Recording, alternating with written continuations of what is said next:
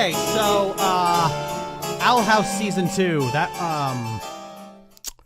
not as good as Season 1. Oh boy, it was not. It had quite a few highs, but it had a lot of lows. Whereas Season 1's a solid, 7 to 8 out of 10 all the way through, we get a lot of 9s and 10s, and a lot of 1s and 2s. Yeah, I think it's Season 1 just had better episodes on average.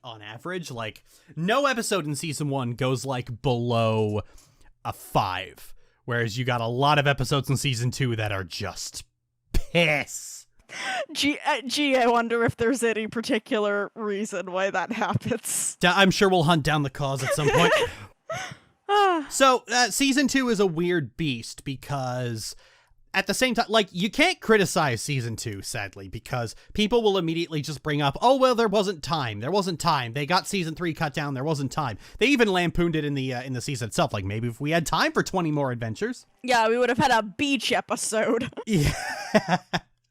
Oh, yeah. And you do see that at times. You see instances where it looks like character arcs are condensed down and made a lot shorter for the sake of there just being not enough time. At the same time, however, you see a lot of instances where the show is clearly wasting the little time it has. It focuses on this season is bloated with an excess of secondary characters that it doesn't have the time to do anything interesting with. Yeah, I think it's just when it came time to cutting things, Dana was more willing to cut the character arcs of existing characters and just would not let go of all the characters she was introducing in this season. Way too many are introduced in this season. Way too many. It's fucking ridiculous.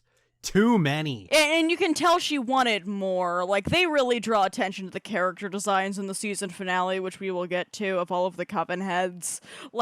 You can't convince me that previously there was meant to be an episode showing off every different Coven head that was going to be blasted in the finale. Yeah, I think so. It does kind of feel like the Coven heads were sort of like this Organization 13. Yeah, and you don't have 13 episodes. Yeah.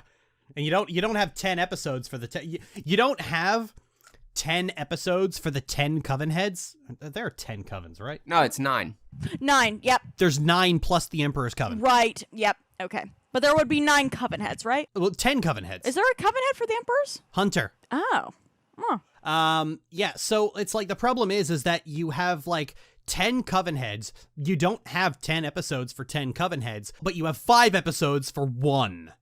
Yeah, well, we're gonna get there when we get there, but yeah, no, Dana, come get your man, Dana. I know you liked it for the finale, but this ain't it. Okay, so, starting off, we got Separate Tides. A good start, I will say. A good start. I like that the finale of Season 2 is King's Tide, which is a direct reference to Separate Tides. The series is written very tightly, if nothing else, which I very much respect. Really fun, really cute. The palette in this episode is really strong. A lot of blues, a lot of oranges and yellows. It looks really good. The pirate motif is incredibly strong, and it sets up a reoccurring character arc that Luz will have to go through the entire season that they never draw specific attention to outside of this episode, but is something that she has to get through, her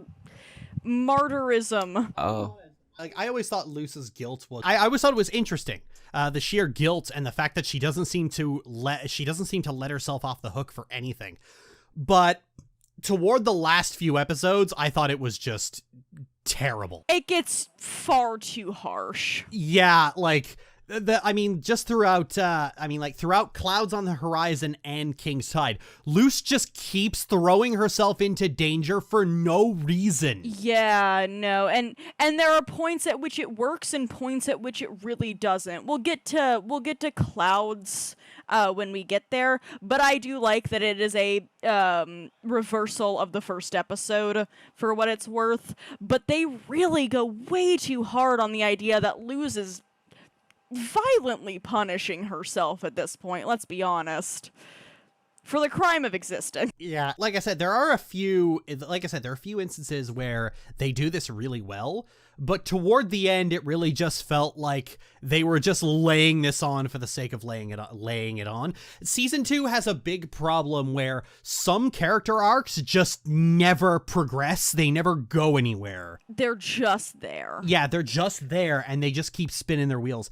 And Luz's martyrdom is probably one of them. Yeah, if it was at its strongest in Separate Tides before, like, Ida, like, actually, like, sat down and talked with her about all this, which she does in this episode, if it was strongest here and then just kind of, like, came in, like, trickles here and there, like, not be the focus of, like, any future episodes, I think that would have been great, because, again, Stranger Tides does this fairly well, because, you know, Luz, in her mind at least, has reasons to feel guilty, because with the petrification, Anita losing her magic, Agony of the Witch, and Young Blood Old Souls, that's all still very fresh in her mind, and she can't help but feel guilty.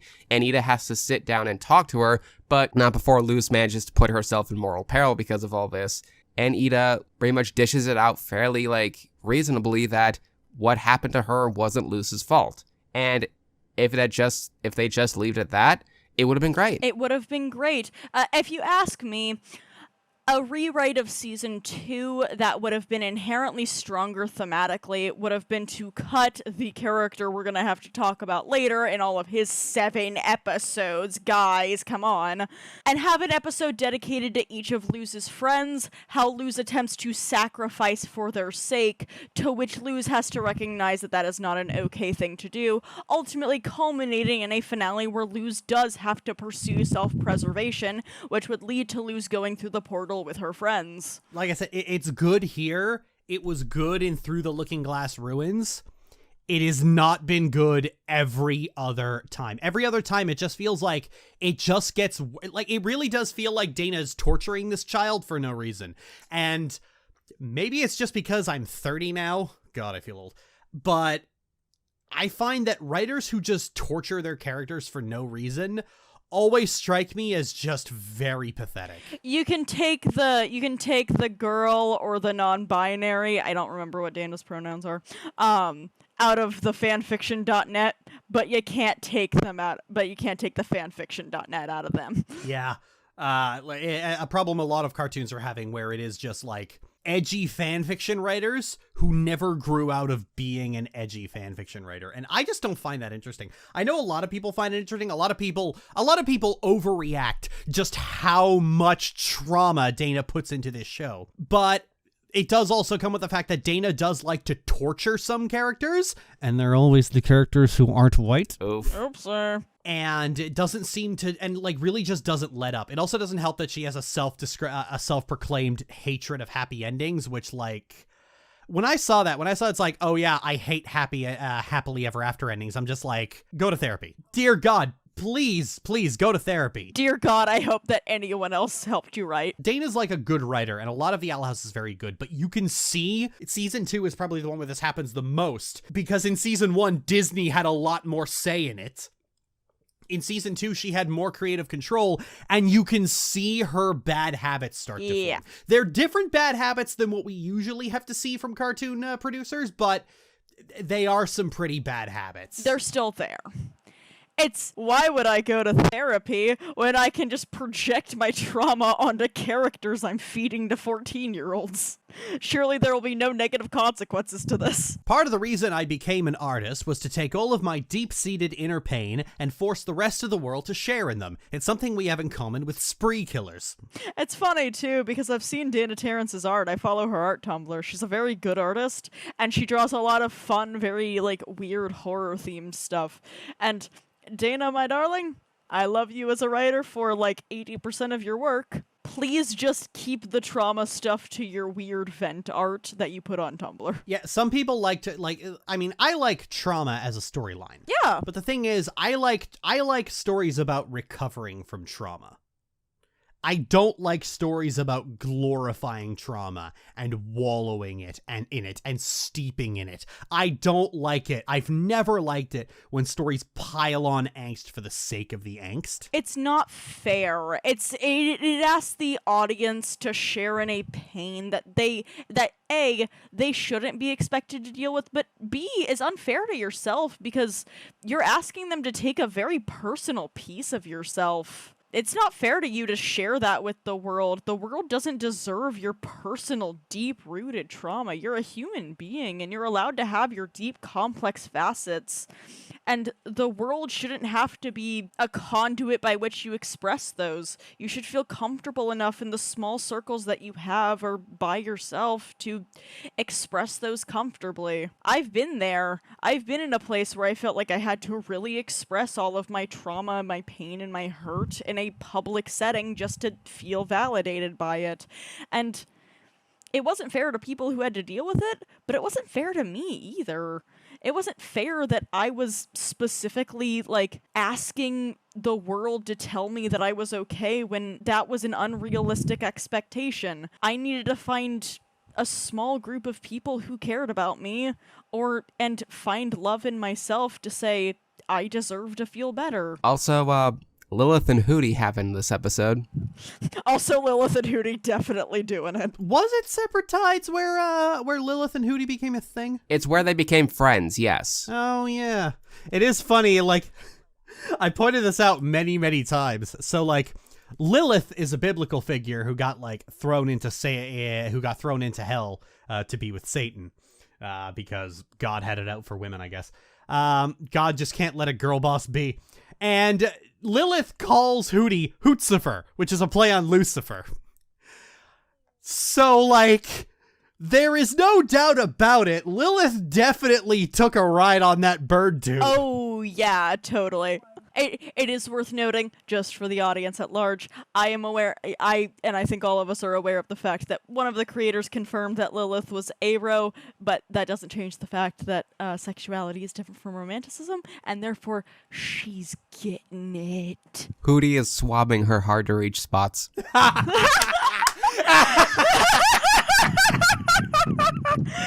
I can see why you married this girl. She's funny. Thank you. Both of you are. It's fucking crazy. People ask me, what's your taste in women? And I just say, chaos. Is that because you're a Sylvanas fan? Possibly. Awesome. Oh, yeah. Okay, so, right, there's the other thing about Separate Tides that we have to talk about. Vanitas. Yeah, Vanitas. This is probably this is the only episode where he is actually fun. Yeah. Let me rap for a second. Let me rap. It sounds like crap. No, here we go. Okay, so Hunter's a bad character. Hunter is a terrible character. And I feel like Quagmire screaming at Brian in the middle of a restaurant right now. And you know what? I could excuse all of it. All of it. If you weren't such a bore. Yeah. Yes. Because, dear Lord, he's so funny here. He's loud. He's bombastic. He's enjoyable. Where did it go? He's got Ida energy, and the next time he shows up, it all just vanishes. The guy is a fucking riot. The funniest goddamn character in the entire show in this one episode. And then they suck all of his personality out in the next one. Where'd it go? Where has the fun gone? I think that's a song in Schools Out the Musical. I'm convinced, I am positively convinced that between Separate Tides and Hunting Palismen, Belos got a new Grimwalker. Yeah, this is Darius's cool buddy Grimwalker that we keep hearing about. This is Blunter. Go or I drown the bird. Oh, he's so much fun here. It's so sad that they... so, like, there is an offshoot of the Tumblr sexy man for specifically cute boys for 14-year-olds on Tumblr to like, which is the Tumblr pretty boy. And much like the TSM, this one has a lot of different variations on sometimes they're good, sometimes they're bad. Sometimes they're really fun, like a Jack Frost or an Edric type of character who's a real shitster. He's having a good time. He's always having fun. He's a little traumatized, but like, don't worry about it. That's not going to get brought up till later. And then you get characters like Hunter, or a different character that I feel the exact same way about, Todoroki from My Hero Academia, which I gave up on 3 seasons in. You need a protagonist to be proactive, and you need an antagonist to be proactive. It is the only way that they're going to be fun. If they're going to be passive, they need to be one note and hammy, but they can't be passive and also angsty and looking for development. Those do not coincide well. And when you have a character like this whose entire thing is, I'm deeply traumatized by my abusive family, you still need to have them be proactive and interesting in the episodes they engage in. Otherwise, they're going to just be boring people who trauma dump on you. Real quick, I just want to give props to his voice actor, Zena Robinson, who, for what he's given, is just fucking killing it. He is a talented voice actor, and I am so excited to hear him play Ty in the upcoming Digimon dub. Oh, absolutely. Zeno Robinson, love him. Darling, sweetheart. The exact same fucking writers are in here, except for one extra in Hunting Palismen. So what the fuck happened?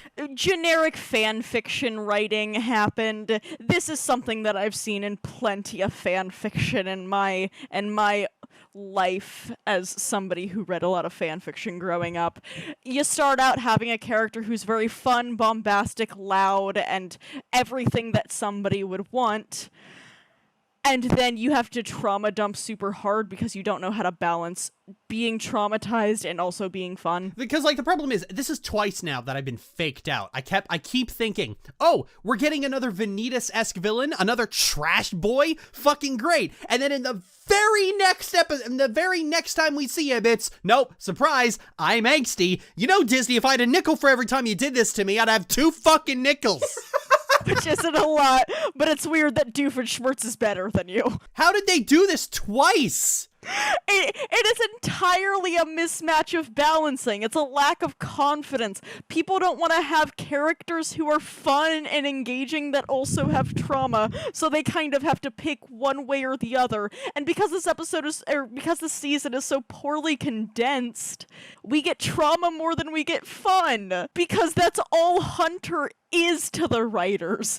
A barren wasteland of trauma and nothing else. You could have really had fun with him. I'm seeing in my mind a beautiful, lovely Vanitas-esque shitster. And we get nothing. You have given me nothing, sir. You lose! You get nothing! You stole a good character from me! I feel like you know what? I keep getting myself into these messes because I keep seeing what looks like where we're gonna get Vanitas. But like the joke about Vanitas was that he was the evil version of what was already the purest, goodest boy in existence. He was just evil, edgy, black and red Sora.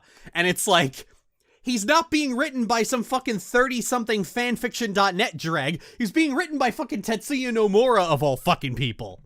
Who just doesn't do this shit. It's like Shadow the Hedgehog, but specifically Shadow the Hedgehog in the Sonic Boom appearance, in which another character goes, he is the most popular character in the fanon, and therefore we must have him here. To which he has a way overly gravelly voice, which is totally intentional, goes, your inability to make a shelf is a disgrace to hedgehog kind, and for that I will kill you. And then he just fights. Okay. If we don't move on soon, this podcast is gonna be like 8 hours long. Yep. For real. So escaping Expulsion. So almost a flip side of what happened. Whereas we had Hunter introduced, very fun and got worse. Amity is the reverse, where when she was introduced, she was boring as hell. And in this season, she got so much better. Hi, Rachel McFarlane. Hi, Nathanos. My god, Nathanos and Haley Smith fucked. Oh, God. I gotta say, Nathanos has given everything he needs to here in this performance as Alador. The voice actor's name is Jim Peary. Jim Peary's given everything he needs to, and I adore his work as Alador throughout this entire season. Rachel McFarlane putting her whole pussy into this performance. Like, she's going for it.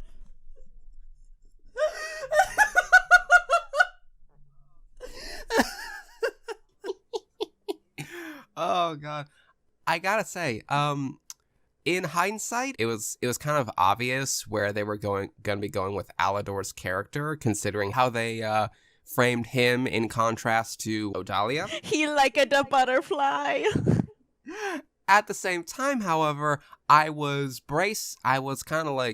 cautious because I thought what Dana was doing was framing multiple sides to parental abuse, where with Odalia, you have the active and the malicious kind of abuse, whereas with Alador, you had the more complacent and inactive kind of abuse, like abuse by proxy, and I thought that was the direction they were going for. And they do touch on that, like, later down the line. It's just, I was hesitant to say, like, you know, Alador was the good parent between the two before. Alador is not the secretly gay, super cool dad you think he is just yet, guys. Odalia and Alador are very deliberately different kinds of terrible parents. Terrible. And you get the indication that Odalia is obviously the worst of the two. Like, she's basically the one who controls the house. Odalia is as parentally abusive as she is domestically abusive, is the vibe that you get. Yeah, see, I was waiting until later to say that, but yeah, it's like, we do eventually learn that Alador is also being abused. Yeah. Yeah, Alador surprised me on multiple fronts because from the silhouette we saw in Understanding Willow, I was expecting a more like Count Olaf motherfucker, and then, oh, it's just this grimy garage man. Aw, the scrunkly. Okay, but like, then we get to, I think one thing I like about Escaping Expulsion, it kind of highlights, I was talking about this in a recent Glass of Water video, in that the Owl House has this problem where, like, white characters will overshadow a lot of the non-white characters, but Luce is the sole exception to this. Like, even though Escaping Expulsion is ostensibly about Amity, Luce is the primary focus.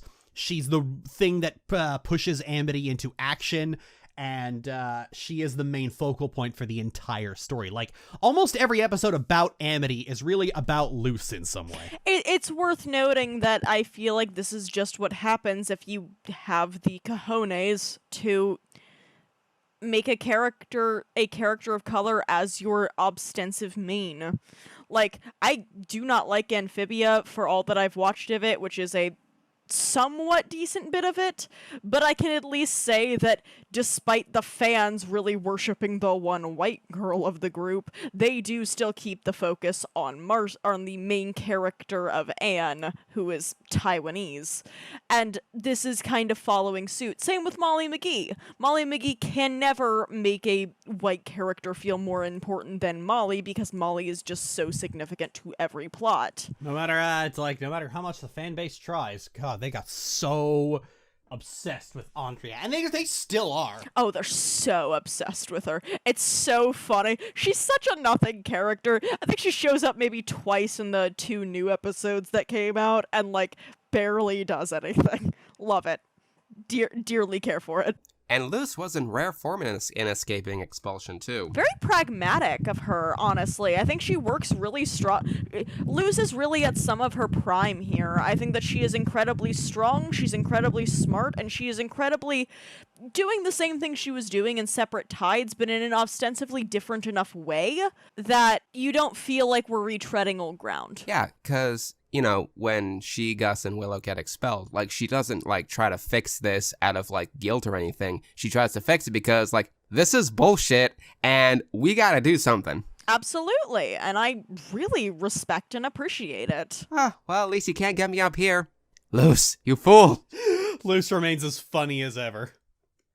I feel like this is like part of why I don't like the recent just burying Luce in trauma that Dana does, because we kind of lost a lot of her comedy. Yeah. We lost a lot of what made Luce charming. I have always held the opinion that Wander Over Yonder, go with me for a minute, gets a season 2 character who's supposed to be a way bigger villain than the initial villain and is supposed to be way more evil, right down to the fact that she pretty much massacres 90% of the galaxy's population and renders the rest of them homeless. Season 3, as Craig McCracken would go on to confirm, was going to give her a redemption arc because Wander was going to care about her enough to think that she was a good person on the inside. But the show would get canceled in its second season as a result. Or not as a result, but just as a result of poor ratings, and therefore would never get to that point. And because of that, the show wound up being way stronger as a 2-season series, because we got to end with she gets defeated, everybody else is happy. And that's kind of where I'm feeling weird about Owl House, because as sad as it is that season 3 does not get to be a full season and is instead going to be 3 specials, Dana herself has gone on to say that it's a good thing and that they were very innovative and that they're very proud of the thing that they created. And also, I'm gonna be real with how hard they go with Luz's trauma in the second half of season 2. I would be really worried they'd full go Cerberus syndrome in season 3 and really not let up on Luz getting to enjoy herself with the people that she cares about. Yeah, I know it's sacrilege to suggest, but I've seen so many instances of shows where I think I remember it was said about Star vs. the Force of Evil, where Darren Nefsey said that the show was always going to get serious, but it was a mandate from Disney that the first season be lighthearted. And season 1 probably should have ended there. Yeah, and the first season was the better one. This goes back as far as Voyager. Hell, there is one of the worst episodes of Voyager is called Year of Hell.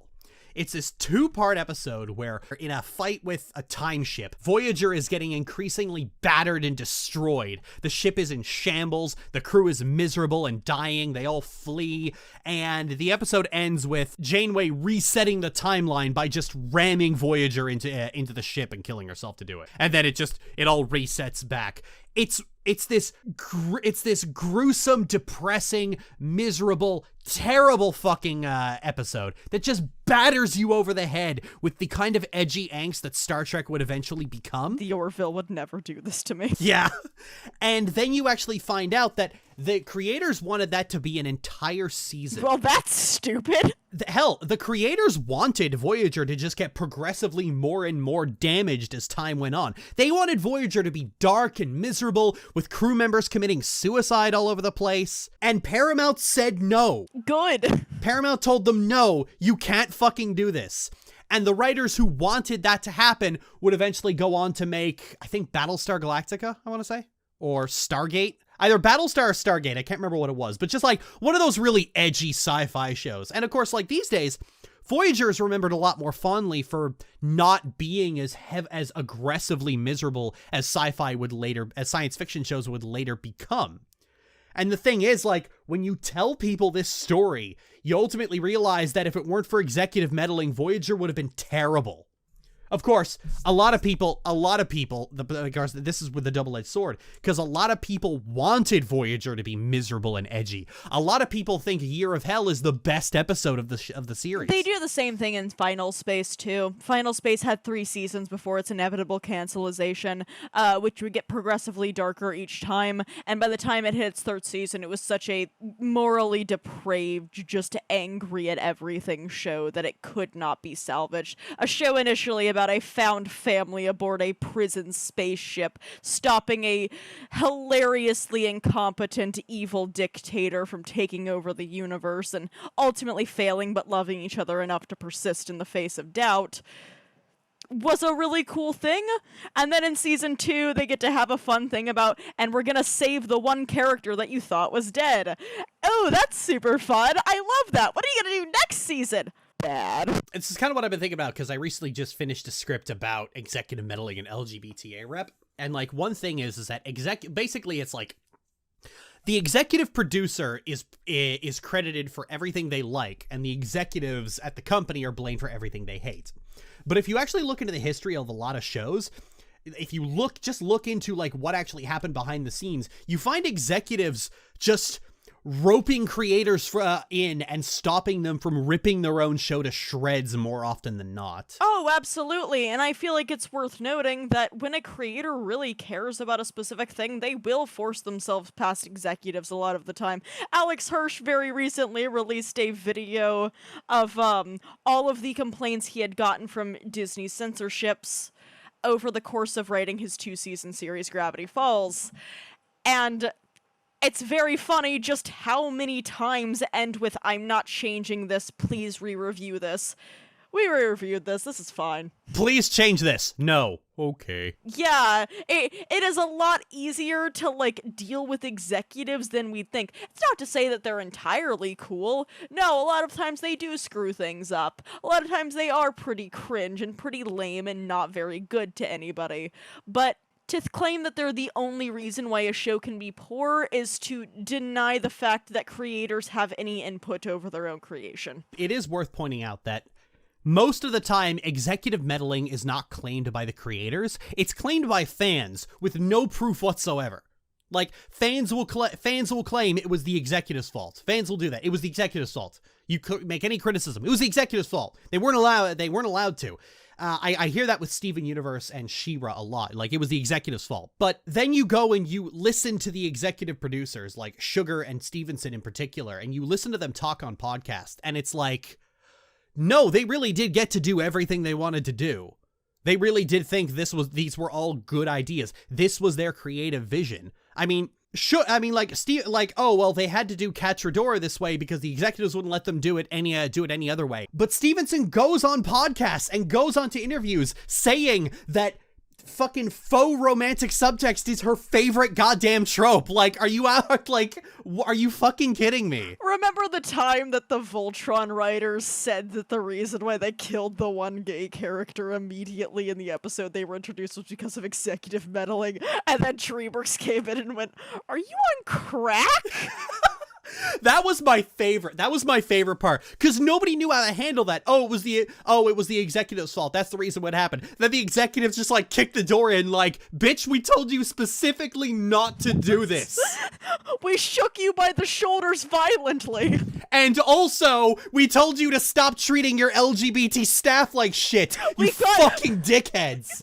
And then the same thing, it's great. The same thing happened with the Dragon Prince. You think we want to deal with the ACLU on us right now?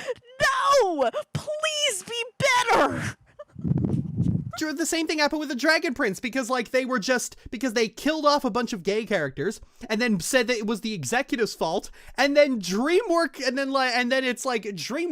and the crew said, actually no, the creators have been it's like a bunch of LGBT staff from the crew said, no, actually it was the creators have been basically abusing their LGBT staff since day fucking one. They are virulently homophobic. And DreamWorks is just like, we tried to warn them.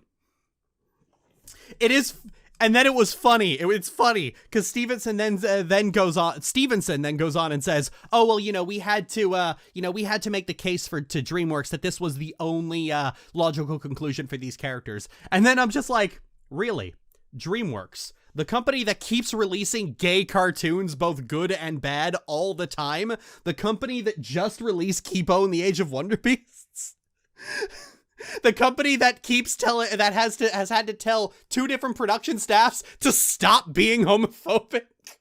You're telling me that a bunch of straight white dudes executively in charge of a company in Hollywood are homophobic? I just can't believe this. Also, Shrek came out in 2001. Wow, good for him.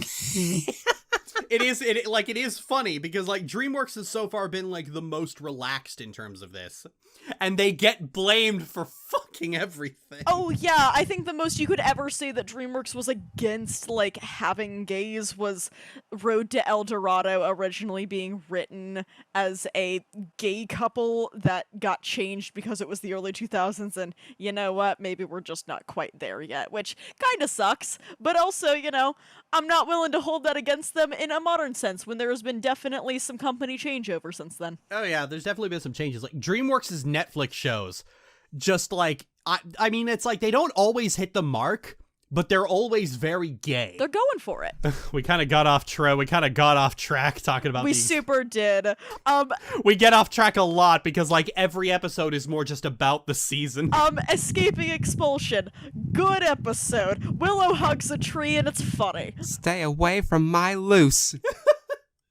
Yeah, I think there is just a lot of like I said, season 2 just has a lot of setup. So any comment on an episode in season 2 is more just comment on things that happen later on. Speaking of which, Echoes of the Past, King realizes that he's not actually a king, except for later in the season where he realizes that he actually is. Well, he's more of a god than a king. He's even better than a king. What is a king to a god? Real quick, I just want to let out I just want to release into the wind the one tinfoil hat theory I had about King in regards to this episode, and like little tidbits we got like later down the line before we got the true revelation. I thought King was an alien and whose castle was a ship that came down and killed the Titan. That was my theory. And then it was then the finale was like, well, you're close. That's fun and that's weird and I love it. The only problem I have with that is that fans would have definitely tried to like connect that to Gravity Falls. Yeah, a big problem the show has well, a big problem the fandom has. Fandom keeps trying to make the Owl House into Gravity Falls. And unfortunately, the introduction of the Collector is not helping. True. So it's probably better that didn't happen. Yeah, which sucks because the Collector's an entirely different character chaos archetype. One's a grown adult who wants malicious chaos. One's 10 years old on Minecraft creative mode. Number 1 victory royale. Yeah, Fortnite, we about to get down. Get down! Okay, so like King, like the big crux here is that King realizes that he's not a king, but just that he in fact has a father out there somewhere, which of course is all the drama of this is kind of undone to a certain extent, but I've been living on my dad. Hooty wasn't rare formed this episode. Oh yeah, Porta Hooty reporting for Hooty. I like Porta Hooty. Porta Hooty is the only thing that was inherently and never wrongly done in this season. I always think that when it Hooty is where Dana's fascination of the macabre just comes out the best. like they have him rip himself out of the house, but it's not enough to just do that. They have to show his veins and organs where he used to be, and they're still pulsing. He's such a weird little freak. And then he's just spitting out fucking explosive potions while flirting with his girlfriend. Love it so much. I legit do not think that there's much to talk about regarding Echoes of the Past. It's all set up for a punchline that's going to come far later, and it's kind of sweet that we do the, oh, darn, maybe I wasn't important. You're important to us, King. But that'll be done better in a later episode this season, so, Okay, so moving right on. Hey, we got record time this time. Moving right on to Keeping Up A-Fearances, the one where Ida's anti-vax mom comes to visit. What a weird minefield of an episode, like... Oh, yeah. Sketchy salivated. Sketchy salivating. It's very interesting how this episode has to toe a lot of lines and play a lot of balancing acts with, A, Gwendolyn is entirely wrong and awful and was a bad mother. Gwendolyn was also taken advantage of by awful, awful people and was trying to do the most right that she could. Well, I mean, that is kind of the case with anti-vaxxers in real life. I mean, who's the name of the guy that scammed Gwen? Master Wortlop. Yeah, right, Master Wortlop. I mean, basically, Master Wortlop is just Andrew Wakefield. Yes. Looking back, I'm surprised I didn't go for like just making him Tibbles. Yeah, really. In fact, when I was thinking back to this episode, I kind of mixed this up with the Through the Looking Glass Ruins and thought that the whole twist was that he was Tibbles. Well, that is, I mean, like, that is sort of thing. I remember H-Bomb's video on anti-vaxxers actually showed on like vaccines, showed a thing of like a bunch of anti-vax parents and just said that, you know, when you really think about it, these are Wakefield's real victims. Yeah, I mean, this does a very good job at empathizing, but not condoning. At the end of the day, Gwen is ostensibly in the wrong. Gwen has been treating her kids like shit. She has to make amends for that. To which she does, which also gets Lilith out of this season for like another good chunk of it. Oh yeah, they put Lilith on a bus at the end, which was fucking great. I will say though, Ida was actually in rare form at the start of the episode, like up to when her mom showed up. Not that Ida's character tanked after that happened, but at the start she was just like very good. Where, well, for one, we get her new look where she just oozes Dante energy for me, which I love. But also, we see Lilith almost have like a curse episode before Ida like takes care of her. And it kind of tears me up because I still think Lilith got off too easy on that front. Like there should have been a few more episodes before they were okay.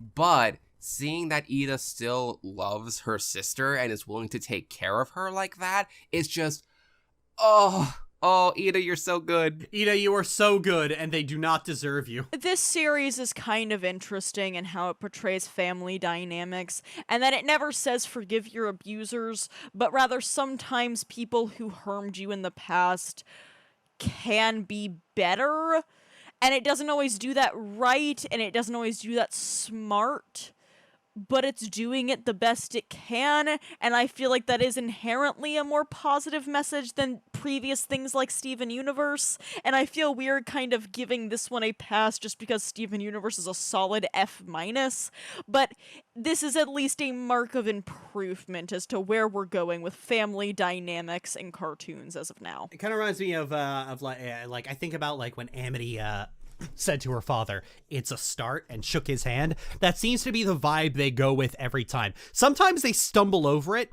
but you still always get that vibe, which just makes it better, objectively. Yes.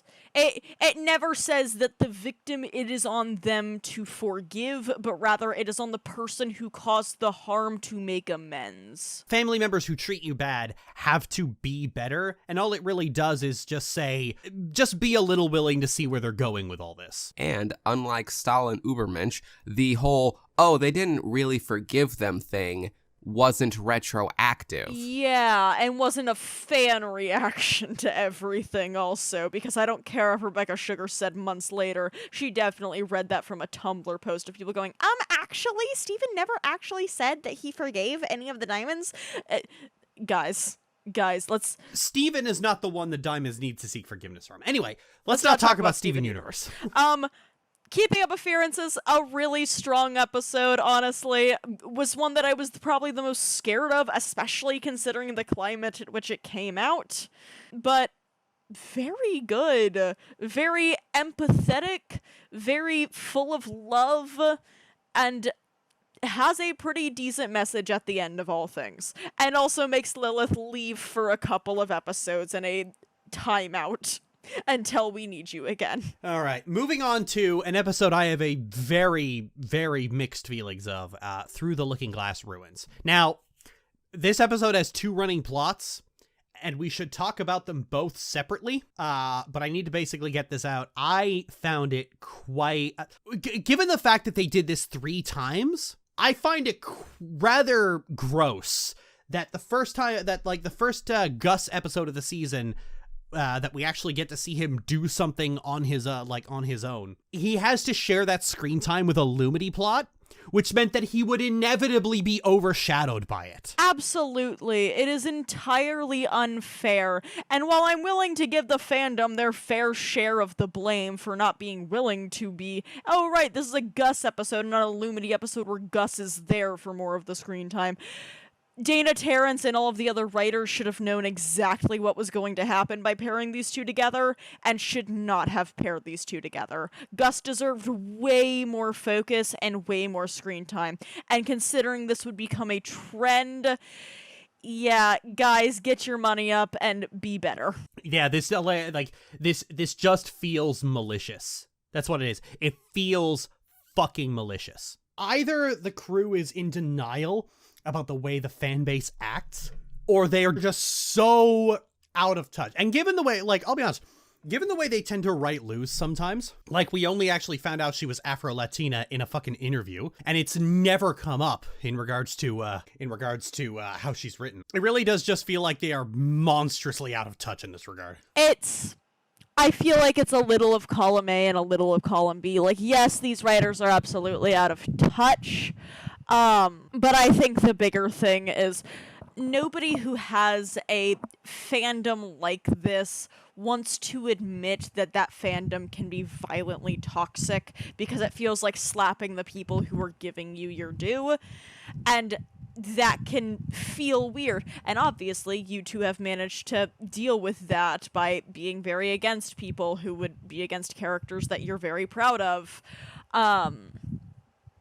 But I feel like at large, this is one of those, our fans have given us a means to tell our story. They could never be bad, right? And the answer was no, they can absolutely be bad, and if you can't accept that and be willing to keep that in mind when writing episodes and organizing episode plot lines together, you're gonna have a weaker show overall. So Gus's whole thing in this episode is that kind of like a running theme with Gus is that he's or at least actually it does end at this point, is that he is self-conscious about his choice of about his specialty in illusion magic. Yes, it feels like it's important and can't actually do much because ultimately it's just illusions. You can't make anything physical.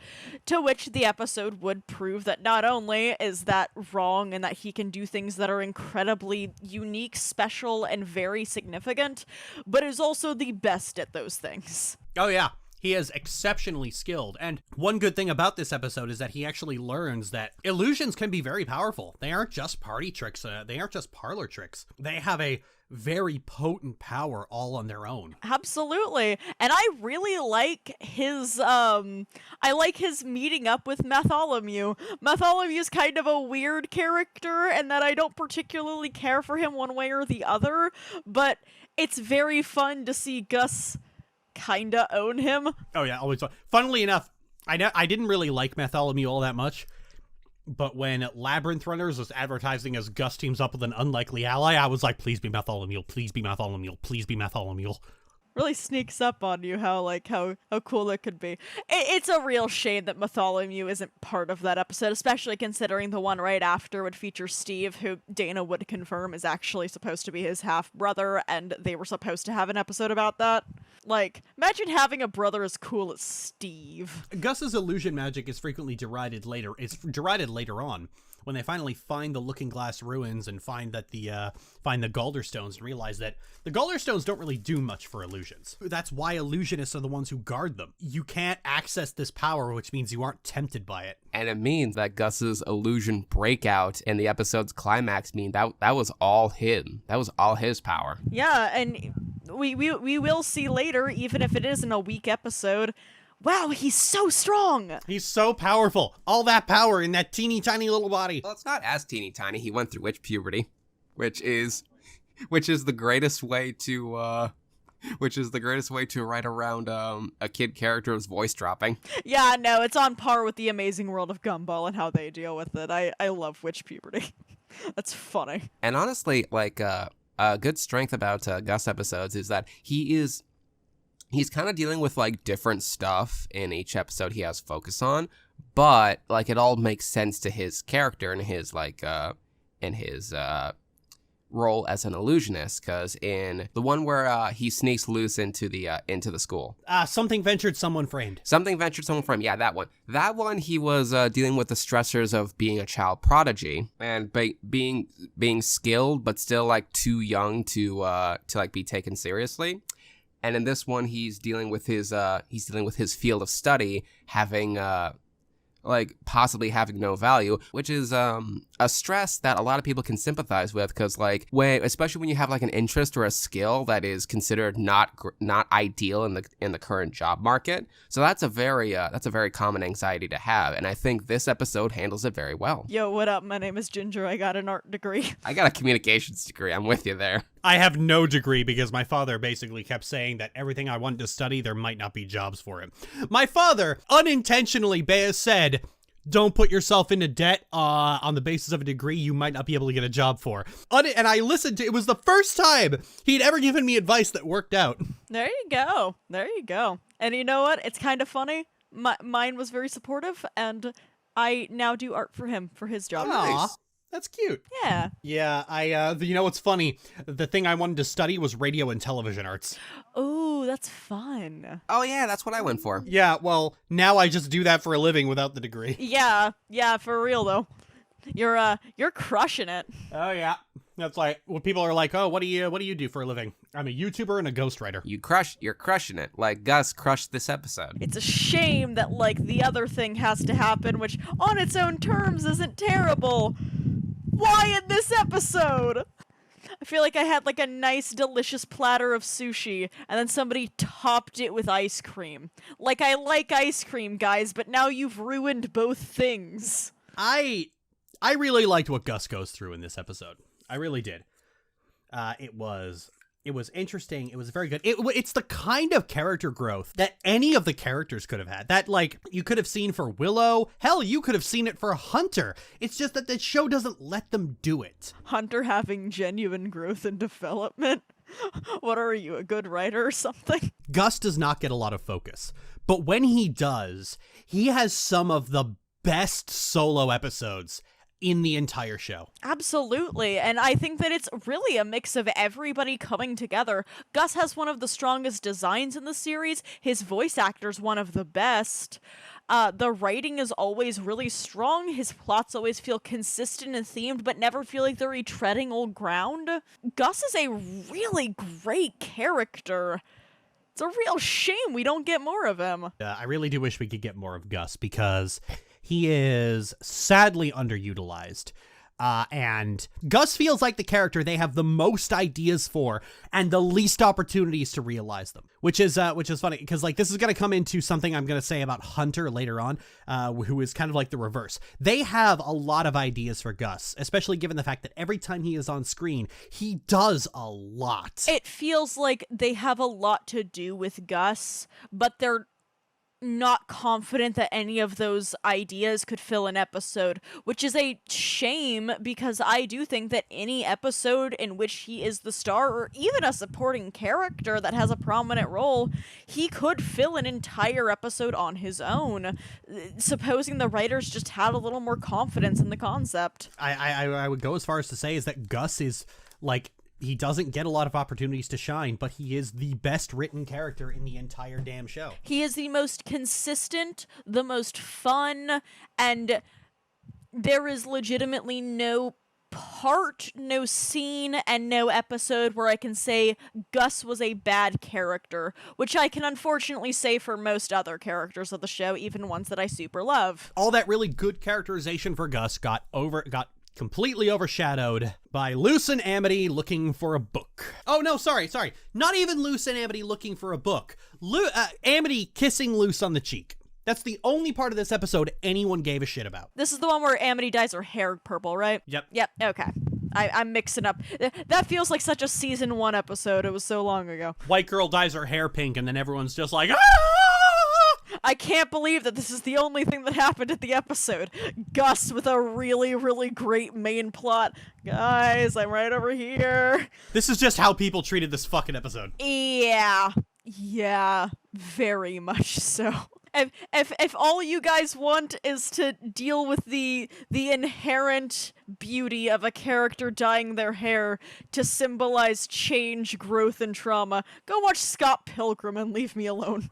I mean, like, the Owl House does handle, like, hairstyling as way of character progression better than most shows. Yeah. Who just opt to just lop the hair off and call it a day. Lou's growing out hair into a little ponytail in the finale is a very fun touch, and I very much love it. But this ain't it. This ain't it, and maybe it would have been it in a different episode. Maybe this could have been the plot of Hunting Palismen instead of Hunting Palismen's plot. But unfortunately, that is not the case, and therefore, I have to go, dang, here are two very good, very different ideas for main plot episodes, and the fans decided that the subplot of that was way more important, even when it wasn't. It is funny because, like, you tell your average Lumity fanatic that this was the B plot, And they won't believe you. It's so funny. I am a Lumity stan. Love them. They're adorable. Want to ruffle their hair. Dear God, this wasn't their episode. So are we gonna have to get there now? Do we have to do it? Do we have to do it to them? All right. Hunting Palismen. You know what the sad part is? At the start of the episode is really good. From the start of the episode to until Hunter's mask comes off, it's fucking great. You see that gap tooth? The episode's over. You're done. Hits him in the back with a fucking fire glyph. It's like, what? And he rockets around like he's on fucking Looney Tunes. So good. Off the ship. It's so good.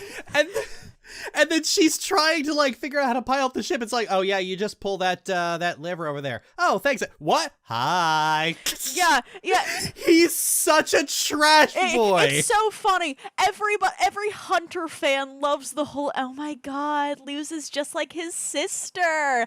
Guys, there is no more sibling energy than the one scene before Hunter takes his mask off, where she goes, bye! And then Looney Tunes him around the stage. Honestly, I think the whole, they're like siblings thing is just fucking stupid. Oh, it super is, but if you're looking for the energy, this is the only time it works. The only thing worse than that is the fact that every time Hunter is in an episode with someone, that just becomes the new, that just becomes the fandom's new favorite ship. That's all it. Yeah, no, it's really funny. Staple Hunter onto a character. Oh, they're gay now.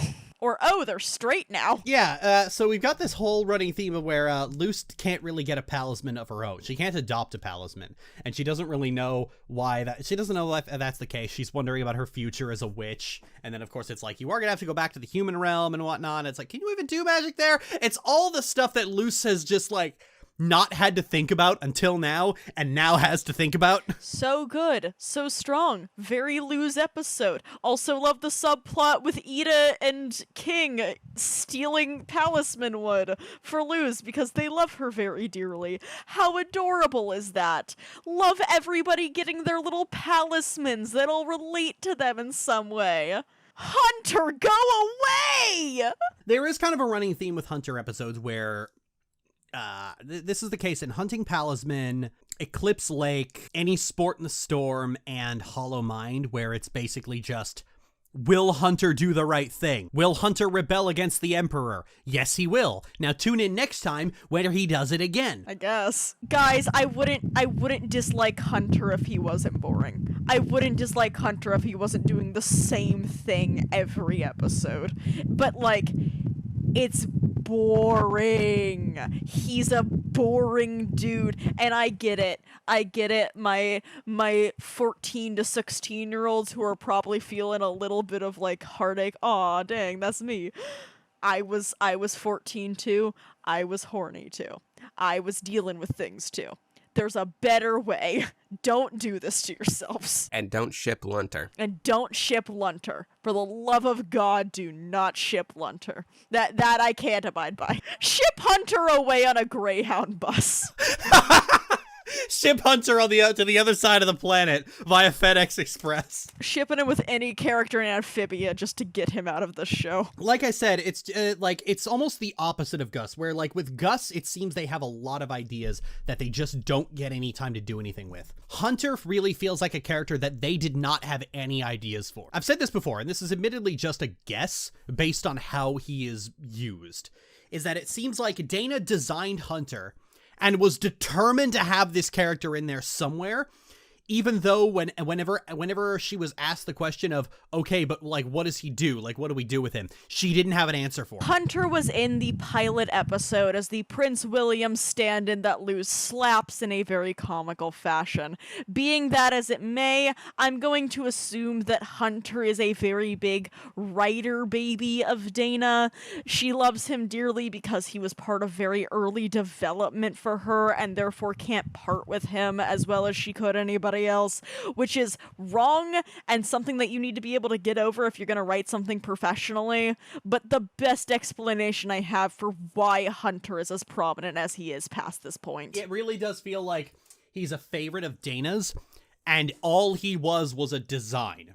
All he was a design. And it's so weird, because usually when you have, like, a creator's favorite character, they have all these ideas for what to do with them. Or, I don't know, maybe it's just me, because I've written a lot of characters. Among them, I have an absolute favorite, and I have so many ideas for her all the time. And I am constantly thinking of new cool stuff for her to do. And it's like, I can't do all of it because I've got to keep the story concise and straightforward. But it's like, I have so many ideas, so many cool things she could do. And it feels like Dana doesn't have any of those ideas. It's interesting. You know how a lot of poorer writers in the industry at this point in time, be it Stephen Uberman or She-Ra or whatever else, will be a slave to tropes so violently that they'll ruin their own series. It feels like Dana is exactly that, but only for Hunter. So, like, we don't deal with it in any other aspect of the show until, like, every so often with, like, a Luz torture. But for the most part, every bit of her fanfiction trope loving just gets projected onto Hunter. And that comes off the same way every time, because Dana was probably the kind of person who liked exactly one kind of fanfiction. The hurt, comfort, angst fanfiction. I feel like a lot of people really like hurt comfort, but they kind of forget the comfort part. Yeah, how many times have you been on AO3 and read hurt but with no comfort? Like, guys, that's half of it. I've never actually seen that tag, but really, I've seen it all the time. No, I haven't seen it but I don't browse AO3. I don't read stuff on AO3 a whole lot. I go to AO3 more to get creepy screenshots for YouTube videos. That's fair.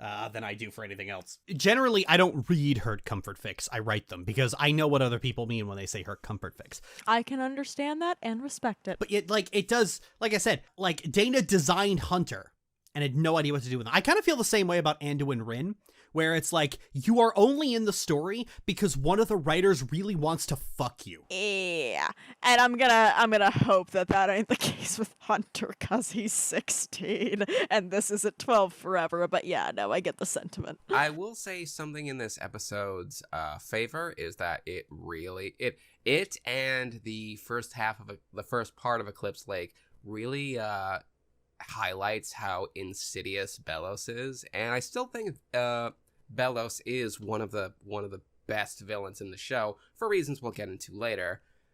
But also, when you see like that shadow of his monster form in the beginning of the episode, you could just hear Ash drooling. Oh yeah, I love you, Ash. I don't know if Ash is gonna get this far in. Hunting Palismen is fine except for the hunting part, because the hunting part means the hunter part. And boy howdy, was Dana too attached to this character to let him continue to be a Vanitas trash boy. I mean, if the episode was just Luz, Gus, and Willow trying to save the Palismen from Kiki Mora, or perhaps an unrepentant Lilith, that'd have been cool. Funnily enough, it wasn't until toward the end of the season that I realized that Palismen is a portmanteau of pal and talisman. It took me a second. Like I got it around the same episode they dropped the name Palismen. Like it took me until the episode's end to get it. But yeah, it did take me a second. I heard the word Palismen and went, you.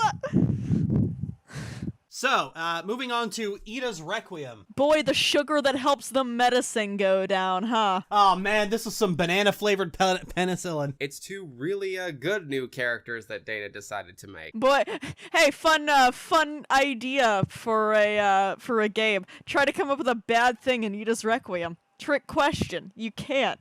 Everything about it is awesome. First, we meet the immaculate Rain Whispers. I love them so fucking much. The Rain Whispers might be one of the best characters in animation currently going, and certainly in my top 10. Rain Whispers is fun, enjoyable. They're a very well-designed character. I love how they look. They look so good. Oh yeah, they're so cool. And I was like, this is kind of what I get stuck in this cycle with some characters like Rain and most recently Reva, where it's just like every time they're on screen, I'm just like, oh my god, they're so cool. They're so cool, and they do cool things, and I can't get my thoughts together, so I sound like an idiot who doesn't know why she likes things. I can't believe how cool Bard magic looks because of Rain Whispers. I can't believe Rain Whispers invented bards. The first time bards are actually interesting. There's so much. Ida puts her hair up. That's a small thing, which is why I'm putting it here. But like, Ida puts her hair up, and Ida in a ponytail is just looking right. I think Ida put her hair up in Separate Tides, though. Did she? Huh. I remember we first saw a glimpse of Rain in the season 2 trailer. And people were immediately going, oh, is this Ida's ex? And I remember at the time thinking, guys, did you learn nothing from Convention? And this is Ida's non-binary other sibling that we've never talked about until now. It is funny. Everyone watches Convention for the first time. They're just like, oh, are they bitter exes? I was so wrong. Sayonara, sister. Speaking of which, do you remember in the last Roundup when Michaela was confused as to why Alador wasn't voiced by Seth MacFarlane? Oh yeah, no, I think that might be one of my favorite moments of that original podcast.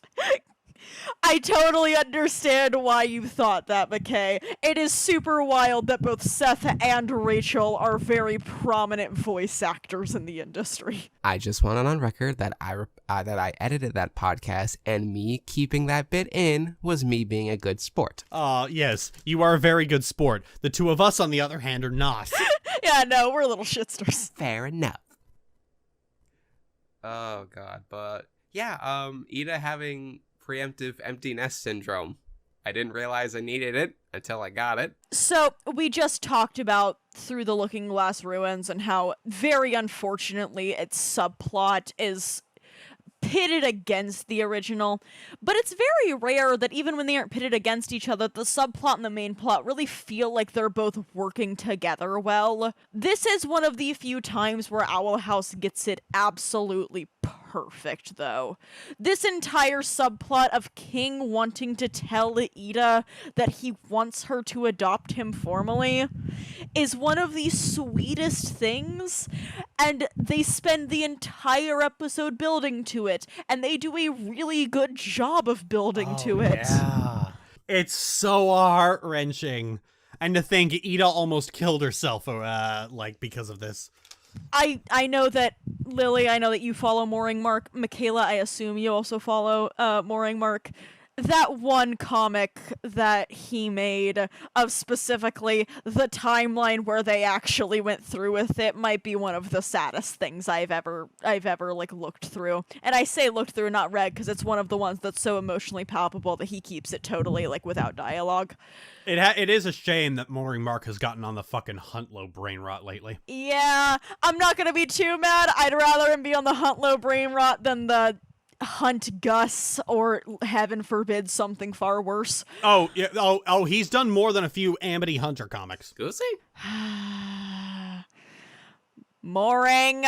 He did one where I don't want to get into it right now. It was basically like an arranged marriage AU. Ooh, no thank you.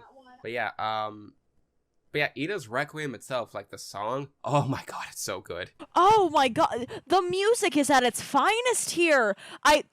Owl House has been pretty on the level with its music. They've never had anything so particularly spectacular that I've been oh wow. But they've never done anything so egregious that I've been oh wow. This is the first time that I have genuinely been blown away by the composition of the score in this show. Wow, y'all were really saving it for the Bard character, which I really like and respect. I feel like it makes Rain being the most powerful bard in the Boiling Isles feel just that more palpable that anytime Rain shows up, the music's gonna get super good. I love how when we move on to something else in the episode, it just gets better and better. Probably one of my favorite new characters added, among my favorite the new characters added, Rain is one of my favorites, and so is this guy Darius. Oh, love Darius. Just, you beautiful, beautiful man. Darius really feels like a weather balloon tied to any other character to lift them up. Sometimes to an absurd amount, and sometimes to just be like, well, you're a little better now. Yeah, like, I do think it's great. Every time Darius has been on screen, he has been fucking perfect. What was I gonna say? Yes, in this episode especially, he's been great. Now, in another show, like, a character like Darius might have been egregious, because, you know, he, at least at the time, presented himself as a very, gay-coded villain, and, you know, those always have very troubling connotations and implications. But in a show where the main cast is, like, predominantly LGBT, it's fine. You can enjoy the hamminess. Oh, yeah. Like, people don't seem to get is that, like, a lot of these tropes are better when you have, like, other characters who aren't like that. Although that having been said, he is a gay-coded man in a show that doesn't have a lot of gay men in it, that don't get major speaking roles. Yeah, absolutely. That is true. There is something very interesting to be said about how Kippo Age of the Wonder Beast is the only series amongst the new among the new era of animated cartoons with gay protagonists to have male gay protagonist. And there, I think, is something to be said about the idea that, while well-intentioned, in an attempt to make lesbians and women who love women feel less sexualized, we kind of violently veered in the other direction, and now feel as though they are just so pure and baby that they can't be anything more than people who kiss on the cheek. And in direct opposition, gay men get the short end of the stick, because there seems to still be this inherent idea that a gay man is inherently sexual, even if it's a child, which is super gross and a violent double standard that I do not respect or appreciate. Thankfully, this didn't actually end up happening with Darius, because as it turns out later, Darius, one of the big twists was that Darius is actually a good guy the whole time. Oh, yeah. Darius and Rain, best buddies forever. Oh, that was so satisfying. I know. I love that. That was the best part of, what episode was it? That was the best part of Them's the Breaks Kids, was just it just turning out that, oh, yeah, in fact, not only is Ray not mind-controlled, but Darius is a fucking good guy. And I was so happy! I was so happy about that, because Darius is so fucking cool! Darius is so cool. Darius is cool at every scene. He just went full abomination! And it was fucking... Oh, God! Everything that man does is fucking immaculate. Darius got cool abomination hair. That's how cool he is. His hair is constantly moving. Darius's hair might be one of my favorite character designs in, like, anything ever. The idea that he has this abomination hair that's constantly flowing and morphing and changing is so cool. Ginger, you know what vibes he gives me? He gives me Kravitz from Adventure Zone vibes. He so does. Oh my god, yeah, you're so right. He is so Kravitz. But also, a reason why Darius and Raid are peak character design, not just visually. You got a bard with stage fright, and you got an abomination master who is like a prim and proper, almost neat freak. I just love stuff like that. Is Darius a neat freak? Well, he doesn't like being dirty. He does not like being dirty. I know I saw that at a few Mooring Mark comics where he's like kind of like a germaphobe, but I can't recall if we saw that in the episodes themselves. I think in this one specifically, he makes a deal about getting muddy and dirty. Okay. He is an abomination master that, like, aesthetically is the opposite of Alador. And his voice actor is just...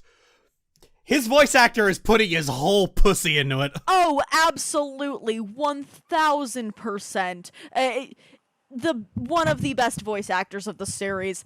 I don't want to try to I've never properly sat down and thought about it, so I don't want to give anybody number one in terms of secondary characters, but he's certainly up there. I'm going to set you down now. Please try not to bite anyone. Oh, and his friendship with Eber is so good. Love Eber. Love Eber. I love Darius and his husband. Darius and his husband and the about-to-be third now that Alador is divorced. Finally, some good monster fucker rep. Oh my god. Actually, fuck. Darius, combined with the fact that he just turns into his abomination form, really feels like a character that was designed after Dana saw Venom. Yeah. A little bit, yeah. Yeah. What if Venom didn't look like a guy who has truck nuts on his car? Just... Oh, and I love it. I love that he calls Rain Songbird. Yeah, they got nicknames.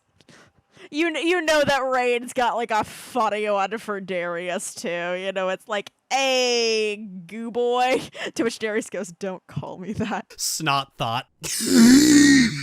Nope, you win. You win. There you go. You got it.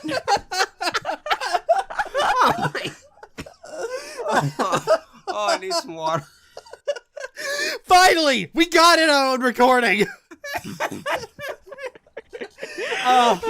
She has been trying to get me to make that noise on the mic for years. And just finally, she gets a choke in. That's good enough to get it there. Congratulations. I feel like I should have roses and confetti.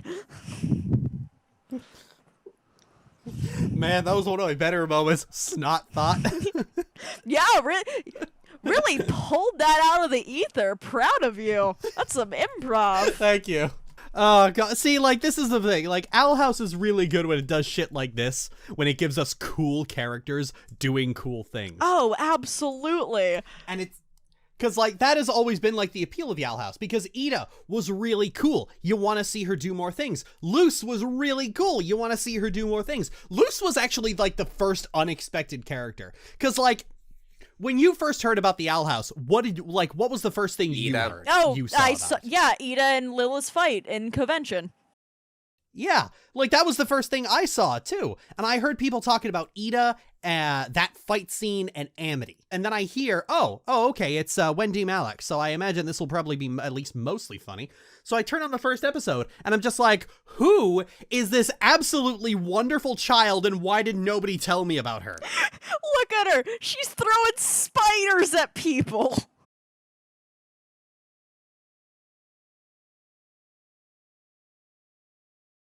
Man, when your main character is introduced with a clip of her throwing spiders at people, it's like, I'm on board. Oh, you. Oh, Dana, have a kiss. This is where the Owl House is at its best. And it's just a shame that in this season, these moments become like... fewer. These moments become rarer and rarer, especially when we get into season 2B.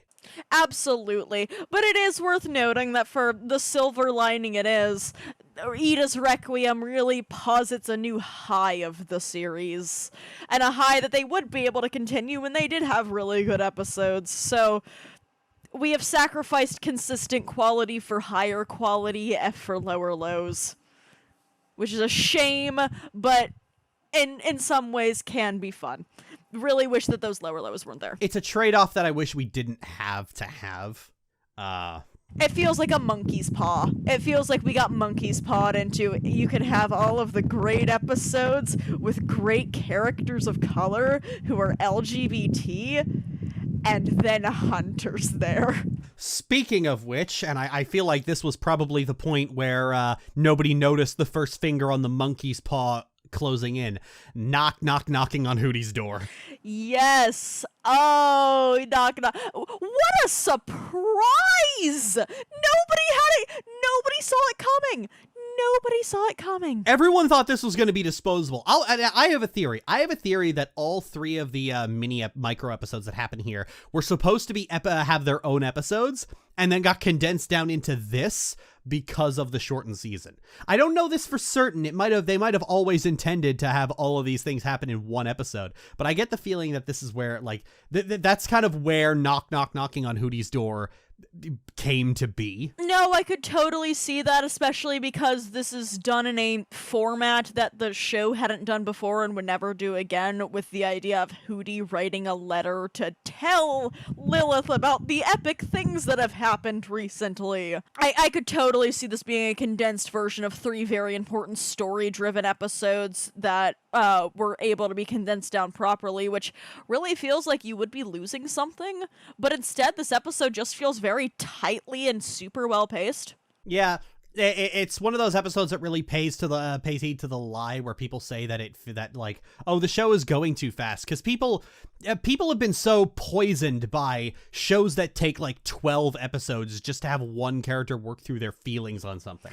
Yeah, and this time around it's like you have like three character arcs all hitting certain milestones. Like, I think this is probably the point where King kind of gives up regarding his father. Yes, and I would also say that if we had had an entire episode regarding King's subplot specifically, that episode would have been boring. Yeah, and because I feel like King's is the weakest, except for the bit where we now know that Hooty has a bunch of King's blood.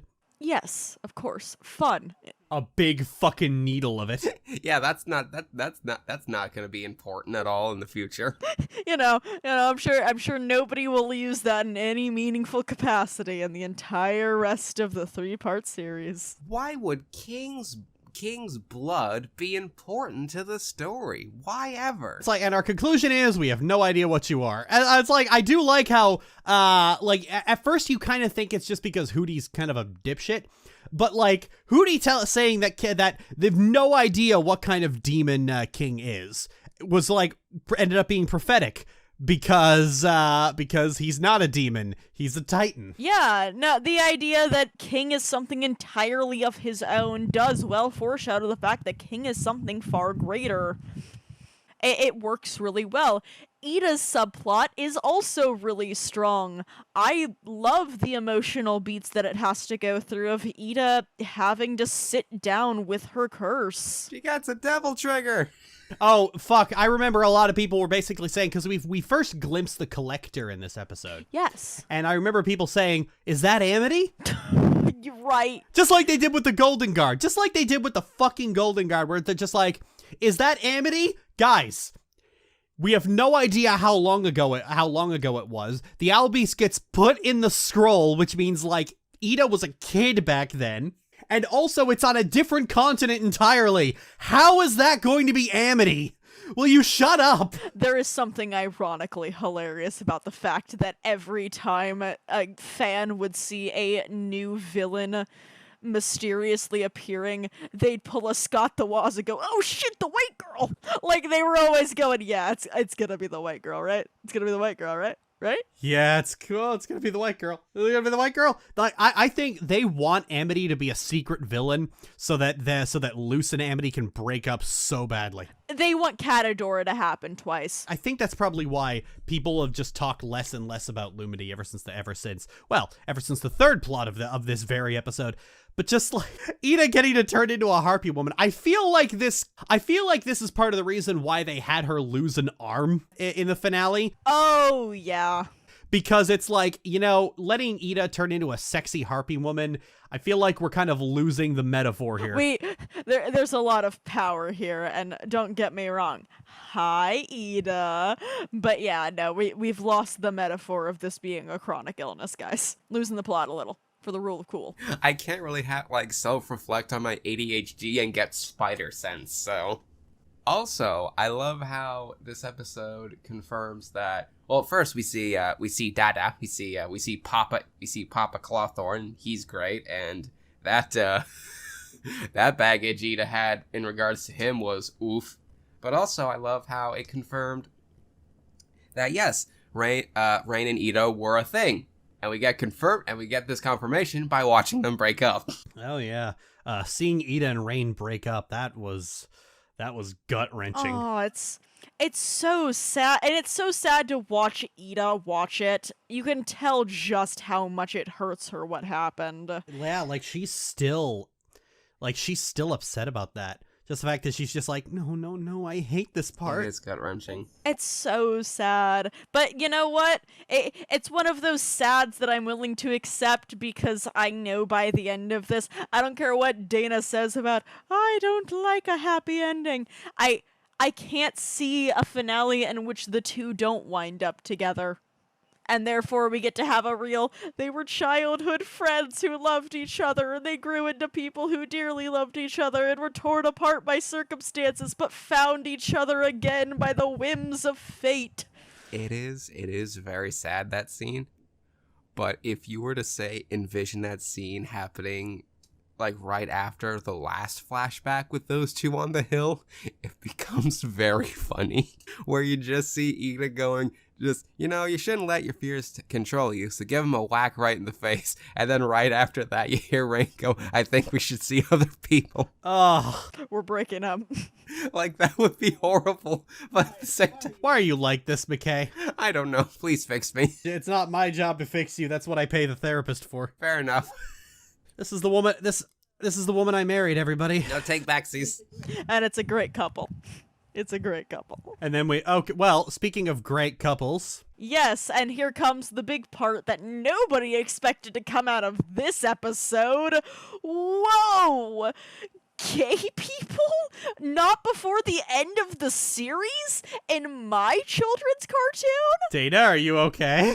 I honestly, it's like, this really just feels like Dana was flexing on everyone, and then season 2B was just like, all right, I've done my job, now I'm gonna be terrible. I have earned my terrible indulgences. I feel like that one dude from Brooklyn Nine-Nine pointing at the corgi. Do not blow this for us.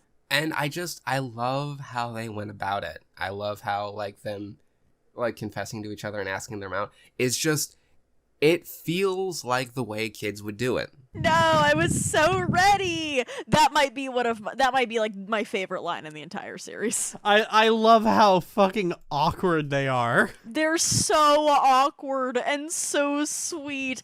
I love Amity patting down her hair in the tunnel of love because she's like, ooh, what's gonna happen? And then she's just getting her heart broken because she thinks Luce hates all of this and just...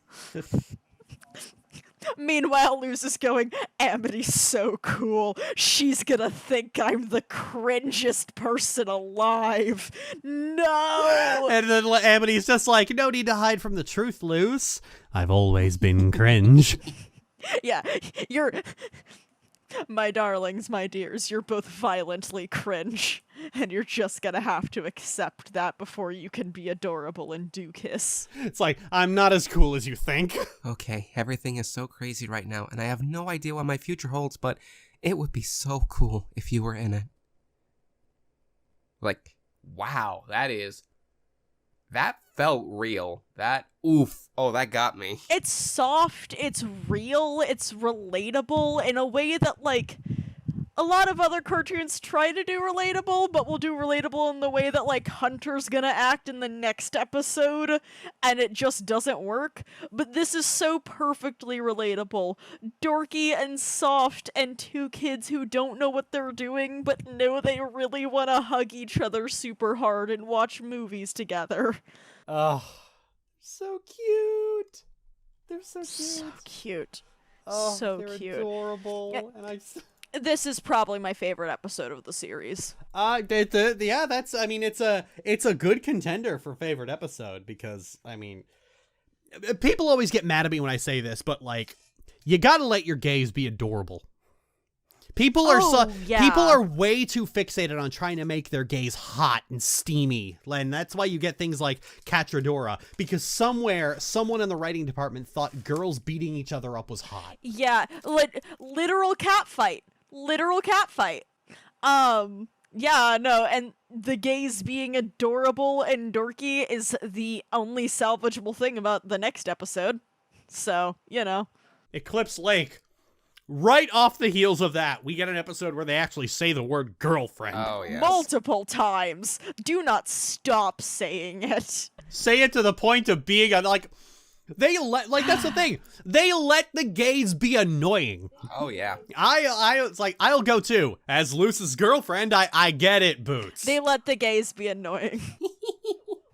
Let gay people be annoying. Let gay people be fucking cringe. Luce calling Amity pretty on the Tamagotchi. Luce calling Amity pretty on the Tamagotchi, and Amity freaking out because she can't read leet speak. And the best part is like, when it shows the message, and then you just see Luce with like this big fucking this big bisexual smile, and it's like, oh, you got it. It's like, what the fuck? Yeah, and then reads it and goes, this is obviously saying that if I don't do this thing for Luz, she will hate me forever. As Luz, like, the last thing she saw was Luz adorably gaze up at her and go, hi, Amity. Just like, I do love how, like, we don't even know what it was she wrote. But then, of course, when we find out how it works and you have to read it sideways, we just you kind of go back and look at it. It's like, oh, she said you're pretty. Oh. It is like the softest, cutest thing I ever seen. I will barf, it's so sweet. I feel like I just ate a pound of sugar. Unfortunately, there's some salt to go with it because, Hunter, why are you here? The key there. Okay, there are two scenes where I can stomach Hunter. The second one where Amity's just beating the shit out of him, which is very good. Well posed. Amity has some great poses in this episode. Oh yeah, fucking clocks him in the face with a spiked glove, and I'm like, how are you not bleeding? And then and then like putting the fucking that fucking spike to his neck, and just the look on her face, like, you're nothing. You're nothing. If we were in Hexside, I'd be shoving you in a locker. Yes. And the first scene with Bellows, and I think, yeah, Hunter is amongst his most enjoyable by proxy of showing us just how deliciously evil Bellows can be. A lot of people said that Bellows stopped being scary after we saw him without the mask. I think by seeing how human he like looks and behaves, that makes him more scary. Oh, it's terrifying. He feels so normal. Are you spying on me? Just hear these boring stories. Just like the fact that he just like, you can see why a person like this could get to where they are, because they seem so unassuming and almost warm. And the fact that they're capable of such evil is just, that's very unsettling to think about. Oh, actually, fuck. You know what it reminds me of? Okay, so for those listening, a little while ago, like, there was this footage released of, like, apparently it was like Ava Braun filming Adolf Hitler, and you just see Hitler flirting with her, like, because she's like behind the camera, and it's creepy. Oh, yup. Yeah, exactly, totally. It's creepy how person he is in this scene. Yeah. Because he's not a person. He's not a person. Why is he able... It is the most, like, wolf in sheep's clothing that you ever feel. It's disgusting, and it hits you in a pang in your stomach, and it makes you crumple in on yourself. Oh, it's just so nasty. Yeah, I think part of why people don't like I think part of why people said Bellows was less scary when the mask came off was because ultimately, when it came down to it, like Bellows is this horrible evil monster, and it's like he's like done all of these horrible things, and you can see him do these things, and then the mask comes off, and to the surprise of nobody who was paying attention at all, he's just a white guy. Oh shit, a white guy. Yeah, no, he's just a guy. That's the scariest bit of it, guys. It's very Lorax in the sense of, yeah, and this could be you. Or at the very least, your grandpa. That's always the thing. I feel like people try to, like, a lot of people like to say it's like, oh, well, pure evil doesn't really exist in the world. Like, a lot of people say that about villains. Everyone has reasons for doing the things they do. But, like, pure evil does exist. Jeffrey Bezos. Yeah, pure evil does exist. And a lot of the times the reasons people do things just make them more evil. And a lot of people don't want to accept that. They don't want to accept that an actual human being can just be a monster based on very little. Yeah, because it means that the choices that we make actively do change who we are as people, and maybe the things that you think could make you into a monster. How terrifying. You have to critically think about the kind of human being you are. Yeah, I feel like that's why people don't want to accept, like, I find that's the beauty of pure evil villains, is that because ultimately at the end of the day, they are just people who chose to be this way. It's more comfortable to be told that people aren't purely evil, that everyone is sympathetic, but how do I summarize this?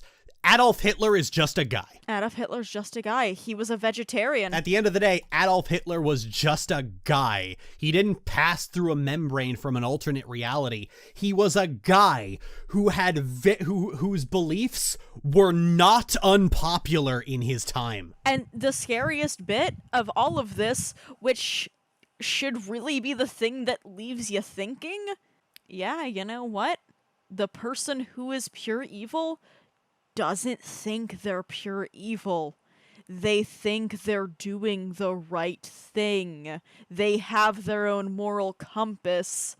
And to them, it's pointing in the right direction. How terrifying. Well, I mean, people will repeat that as, like, a reason for, like, why pure evil villains aren't real. Yeah, like, that people will say that. It's like, oh, well, everyone believes they're doing the right thing. And I feel like even the Owl House just paid heed to that lie in the very next episode when Camilla's just like, yeah, a lot of bad guys say that. That's what every monster says. Every monster says, I'm saving the world. It is not a rejection of the idea that everybody thinks that they're hero of their own story, but to say that therefore there's no pure evil is to not take the critical thought a step further.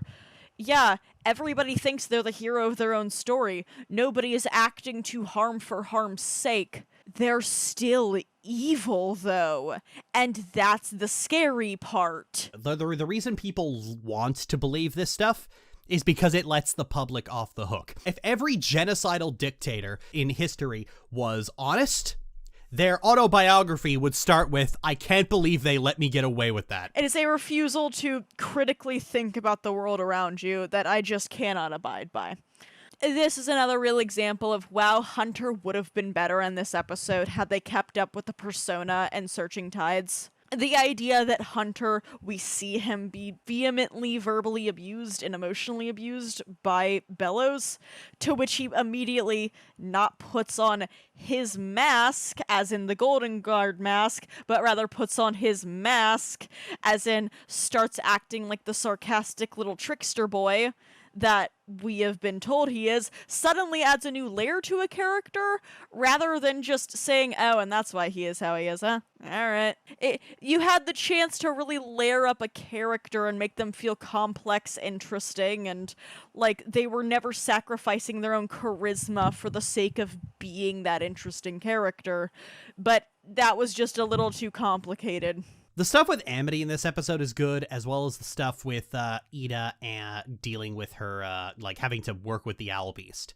Unfortunately, it's only about maybe 10 minutes of content in a 22-minute episode. The rest of it is just waiting for the payoff, unfortunately. And I feel like, in general, this episode isn't very good because you could condense all of the stuff that's worth watching down to a very small amount. And unfortunately, like, for a lot of people, despite having really good stuff like Luce hugging Amity at the end, unfortunately for a lot of people, this is the only frame of the episode they remember. Yeah, and my guys, get better taste. And that's really all I have to say at Hunter about right now. Can I actually can I take a moment to just say Hunter's color palette is fucking awful? It's not great. The pale yellow and the bright blonde hair do not go well together. They're trying to go for monochrome. I get what they're going for, but this is not a color palette in which monochrome works well unless you have a lot of brights to go with it. Yellow is a color that inherently needs to feel A, warm, and B, bright. Otherwise, it's going to feel very snotty. Yeah, I mean, it's like between like the pale beige skin, the pale blonde hair, the fact that he dresses in those colors too. The guy just looks like a fucking smear. Which is funny because in the pilot that he's clearly based on, he's in blue, and I don't know why they didn't keep him in blue. Blue would have looked a lot better with this hair and skin color. I'm doing a video on like certain tropes, and we actually end up talking about Hunter. And I even said just changing his color palette slightly makes him more visually interesting to look at. Oh yeah. Yeah, really. It's a lot brighter, a lot more colorful. Are you gonna put this image in the in that video? Yes, assuming I can actually get the script done. I need more tropes to pull apart. Understandable. But yeah, no, I actually really like this edit. This looks really good. Makes him look less like piss. Yeah, it makes him look less. It makes him look less like snow you shouldn't eat. Yeah, and like the yellow Emperor's Guard still looks very prominently, Emperor's Guard yellow, while being a focus of pop rather than just another part of the outfit. This looks a lot stronger with just a couple simple tweaks. Yeah, like make his hair and eyes brown, and kid just looks a lot better. Yeah, and you make his undershirt blue, and suddenly the yellow pops a lot more. And so do his, like, burgundy gloves, which, like, never go. They never go. I can't believe that they have they do 3 costume changes with Hunter, and they never get it right. They never get it right. 3 times! It's because they just won't let, like, I mean, like, this is kind of a problem. Like I said, they don't have any ideas for Hunter. They don't know what to do with him. Moving on to Yesterday's Lie, and we're gonna do Yesterday's Lie. I mean, we could just take a break, because that's where the mid-season hiatus happens. Yes. So, Yesterday's Lie. I adore this episode. Oh, it's fantastic. It is one of the most emotionally resonant of the series. And you know what? Fuck the Owl House fandom. Just fuck them with a Daedric helmet. Because they've had the fucking gall to villainize Camilla Noceta after this. They've been villainizing Camilla Noceta since the series fucking started. But that they did this here. Ugh. Oh, that's nasty. Hate these people. So tragic, so upsetting, especially when Camilla's really shown here as a really good mom. Very concerned, very loving. Even the one thing that people had on her up to this point of, you sent your kid to the equivalent of a conversion camp, is proven to not be true, because we find out that V went to that camp and actually had a pretty good time. Yeah, like, here's the thing. There's actually a camp like that here in Canada. It's called Camp Kodiak. It's for kids with, like, ADD, ADHD, and autism. You ask your average teenager who doesn't know about it, they think it's conversion therapy. But in actuality, what it is that one problem a lot of neurodivergent kids have is that they get a reputation in grade school because this is a time where they're not good at handling things, they don't have a lot of impulse control, and so they have explosive meltdowns a lot. And that follows them even after this is no longer a problem. People still act like, their peers will still act like this is the case. What Camp Kodiak does, and admittedly the camp in this show does, is it lets neurodivergent kids hang out with other neurodivergent kids. And find comfort, confidence, and easy ways to cope. Which clearly happens because V finds a group of friends. And, like, these camps are an objectively good thing. If Luce had gone to this camp, she would have been much better off. Yeah. And I do like how V kind of calls Luce out there, where it's like, yeah, Luce makes a lot of selfish decisions on the simple basis that she just doesn't want to accept that she has a problem. And the Boiling Isles, like, camp would have taught that lesson to her a lot more gently, whereas the Boiling Isles had to beat her goddamn skull in with it. Yeah. Which, on the one hand, you could argue was necessary because Luz wasn't going to want to learn those lessons by going to camp, but on another platform would say, hey, Luz, you were wrong. Which is a theme of this season, of Luz, no. Camilla is very sweet, and this is a really interesting moral dilemma of an episode, because we as the audience know why Luz has reservations about entirely cutting herself off from the Boiling Isles, but Camilla doesn't get to have those things. She doesn't get to see that perspective. And because of that, Camilla feels very justified in what she wants. Camilla feels very justified in asking Luz to please promise to never come back here once they finally get her home. And Luz feels very, very normal in saying yes in the panicked moments, and also regretting saying yes. Yeah, it is interesting as like a moment of melodrama, but at the same time, you also know that once they have a stable working portal, Luz can just sit down with her mother and explain things thoroughly, and Camilla will get it. Yeah. Camilla wanted Luz to make real friends. She would never, ever dream of separating Luz from her friends or her girlfriend. Yeah, and I feel like that's absolutely the first thing that's going to be addressed within these first 3 specials, considering Luz would show up at the door with 4 friends and also hunters there. 3 friends and Hunter. 3 friends and Hunter, yep.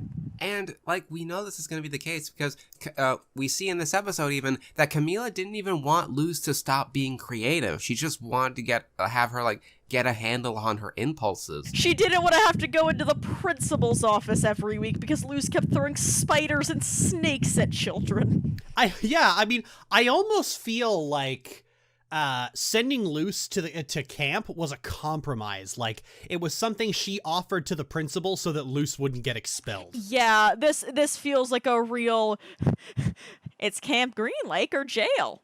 So we chose Camp Green Lake. Then we see when Camilla thinks Luz is back at, like, in her fantasy setting, she's like supportive and like is like wants to be like in on the game and says the word LARP, which just feels weird coming from a middle-aged woman. Yeah. But then we see her understand what V is and accept her. She's certainly not gonna ask Luz to like choose between her and these friends, because if she can accept V, she can accept the others. Yeah, this is one hard conversation of, Mom, I know what I said, however, and then 15 minutes later, you've got a solution. I mean, look, we talk a lot about like MILFs in the Owl House. Oh yeah. Camilla is like the best of them. Oh yes. Camilla's the best of them. Mwah. My God. Also, Sonic is here. Sonic found dead in Connecticut. Is he okay? He's fine, but he's dead. Hang on. Speaking of which, Yes, I love that. That is awesome. I don't care how much they talk about like Rain and Ida. I am still gunning for Camilla and Ida. Hey, Ida has 2 hands. No, she doesn't. Well, hold on. Metaphoric. It does. Ida has 2. Oh wait, fuck. Oh no. Guys, Ida has 2 Oh wait. Well, that was real too. I totally forgot that she lost a hand in the finale. That's right. Oh yeah, she doesn't have 2 hands. She fucking doesn't have 2 hands anymore. Crap. Damn it, Dana. Can't believe a ring cut off her having a polycule. You did that on purpose, Dana. Why is this funnier? Oh, that's good. I feel like I've peaked. I'm never gonna top that. Oh, God. Just the bond, but like, I do love how, in spite of the fact that things have been kind of turbulent for them, Luz loves her mother very much and has never once despite how happy she is in the Boiling Isles, she wants to make a portal back home entirely because she misses her mom. Yeah, they really could have made this a lot harsher and a lot more of a, like, morally ambiguous situation, but no, Luz adores her mother and cares deeply for her and really misses being around her. Yeah. And, like, honestly, Luz's mom is really fucking cool. She's so supportive of her daughter. She's so supportive of her daughter. She really wants her daughter to just excel in life. She doesn't want to stifle her at all. And she beats up conspiracy theorists with a shoe. Yeah. Yeah, we love a woman who murders Sonic with a sandal. I remember actually saying I remember at the start of the episode saying, "Man, this guy looks like he got beaten with a shoe," and then he got beaten with a shoe. And I'm willing to say, yes, I understand that can be that can be a harmful stereotype for Latina moms, but I'm willing to totally say that Camilla has never laid a hand on a child, and that shoe is entirely there for conspiracy theorists. Oh yeah. Fucking sandal beatings are for gross men only. Camilla would never lay a hand on her child in violence. No, never. Ida, on the other hand. Ida might. Ida would feel bad about it, but Ida might. Ida might once. Fuck, I remember that one meme of where somebody like it's like it doesn't have to be like this and it has Luce and Amity holding hands with Hunter reaching out. It can also be like this and it's the same image, but Luce's other hand is clasping Willow's. Yeah, and Hunter's still there. It doesn't have to be like this. It can also be like this. Luce has two hands. It's good. It's really good. God, Luce and Willow would have been so Oh, great. it's so good. Okay, well, that was yesterday's lie. Let's take a break for about like 5 or 10 minutes before we get into Sounds the rest of it. good. All right, and we're back. We had to take a week break because Ginger had places to be. And also COVID. Oh yeah, also COVID, but you know that was no big thing. It's all good. Kids, get your vaccinations. They work. She had places to be, and that place was bed. I had the suspicion that like when people were talking about how vaccinations were only like X% effective, that it was going to end up being a thing where, okay, if you get vaccinated, COVID just becomes another flu. And I was right. Yeah, no, I got mostly over it in the span of like 3 days. It was insanity. Nobody that I know had seen a COVID case go that fast before.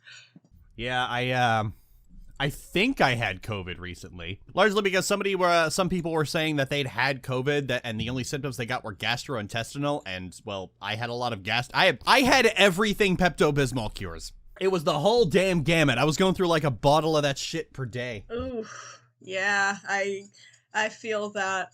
Nah, for me it was like every day was a new fun, terrible symptom. So like the first day it's all chills and fever, the second day my muscles don't function anymore, and then the third day my throat started hurting, which is a death sentence for little old baby me.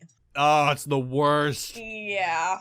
I coughed up in like a insignificant in the grand scheme of things, but still a frightening amount of blood from my raw throat. Like any amount of blood is immediately alarming. Like, look at like whatever show and movie you can think of. Like, what's the surefire way to convey that someone's sick before they're like bedridden or hospitalized? You have them coughing up blood. Ginger, we all know you coughed into a handkerchief just for the vibe. Oh, I absolutely coughed into a handkerchief just for the vibe. I was wearing my little Victorian nightgown in bed. I felt like the lead in a Hallmark story where the ending's going to be I die of tuberculosis. But I didn't. I survived. I'm thriving and I'm living. Yeah, COVID can't kill Ginger. Speaking of people who should die of tuberculosis, Terra Snapdragon. Ah, yes! Follies at the Coven Day Parade. We're getting right into season 2B. I might get a lot of threatening letters for this, but Terra Snapdragon is like one of the worst, is the second worst decision they made in this show. I found her enjoyable just because she was hammy and sadistic. Like, I feel she knew her wheelbarrow and she stuck to it. I wouldn't say she's as good a villain as Bellows or as enjoyable as like Tibbles, but compared to like Hunter and some of the other villains we've got, I say she does her job. She's so just okay. I feel like that's her biggest flaw. There's nothing even particularly egregious about her as a villain other than she's just okay. She has a just okay design, she has just okay powers, and she has a just okay voice actress who delivers just okay lines. A solid 5 out of 10 across the board, which to me is worse than being a 1, because at least if you're a 1 I can talk about you. There's nothing to talk about with Terra. She's there.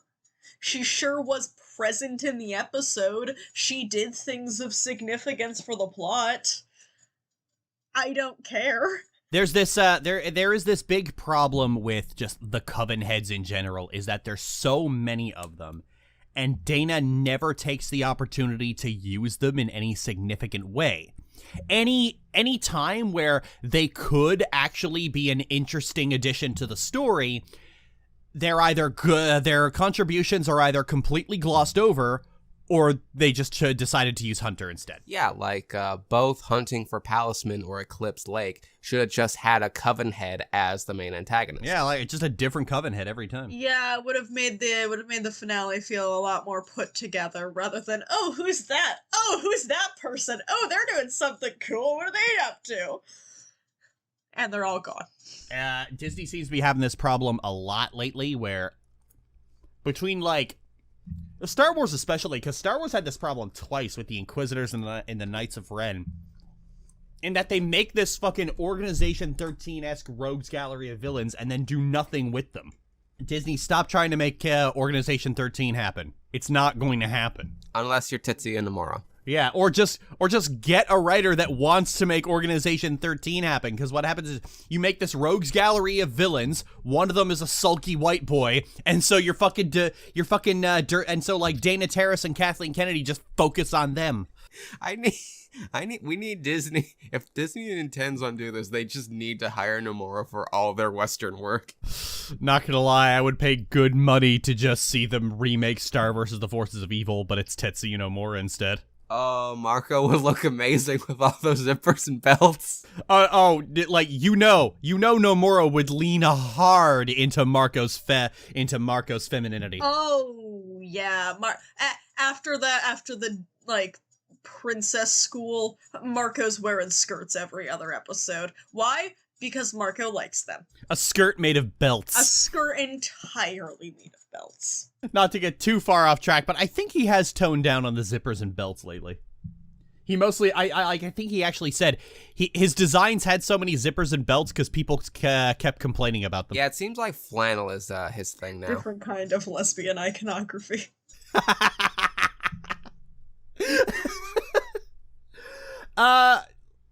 I think like the big thing here is like I think this is probably where we first see Luce's tendency to overreact and to overly blame herself, because like the promise she made to her mother is like really hitting her hard this episode.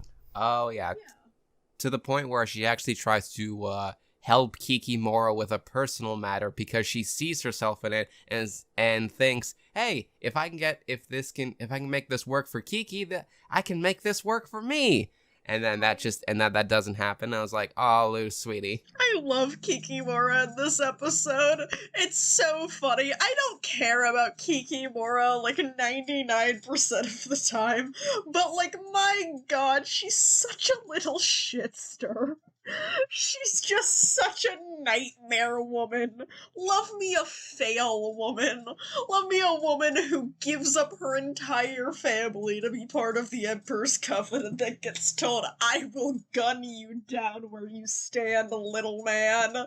That bit where she tripped and fell, I would have given Dana Terrace my firstborn if she had her do the Family Guy fell down pose. Oh, that would have been perfect! Family Guy death pose, Kikimora. Oh, that would have been fucking great. And because, like, it's funny, and animation fandom would have fucking thrown a tantrum over it. It would have been over. It would have been over for anyone who likes Western animation. They would have never recovered. People get so irrationally angry about that. Family Guy death pose is like the best pose to put a character in who's fallen over. Seth MacFarlane, it's like that Renaissance spiral in art. How, like, if you, like, look hard enough at any art, you can find, like, that perfect spiral. Family Guy death pose is a modern-day perfect spiral. This episode's notable for the duality in how you see couples handling their shit. On one hand, you got Luce and Amity being firm but absolutely reasonable girlfriend who's always there for Luz and just, wants to know what's going on. And then you get Eda and Rain. The funniest bit about this episode in hindsight is knowing that Rain was never brainwashed, and therefore when she saw Bellows more like Bulos, she was looking up at the sky like, dear God, she's so hot. I hate her. Oh God, but when we did know, that was heart-wrenching. Oh, it's heartbreaking. Rain, they're a good actor. Ada's so sad. She's so miserable. And she just has to walk away sad while Rain watches and is like, All out of this misguided idea of just keeping Eda safe, when in truth, Eda would be down to risk her life to overthrow the Emperor in a heartbeat. Was literally going to the last time they met. I feel like that's the only bit of this that's totally worth it. It's not even that that there's so much like, oh gosh, what if Eda gets hurt? It's, Eda has a child now, technically too.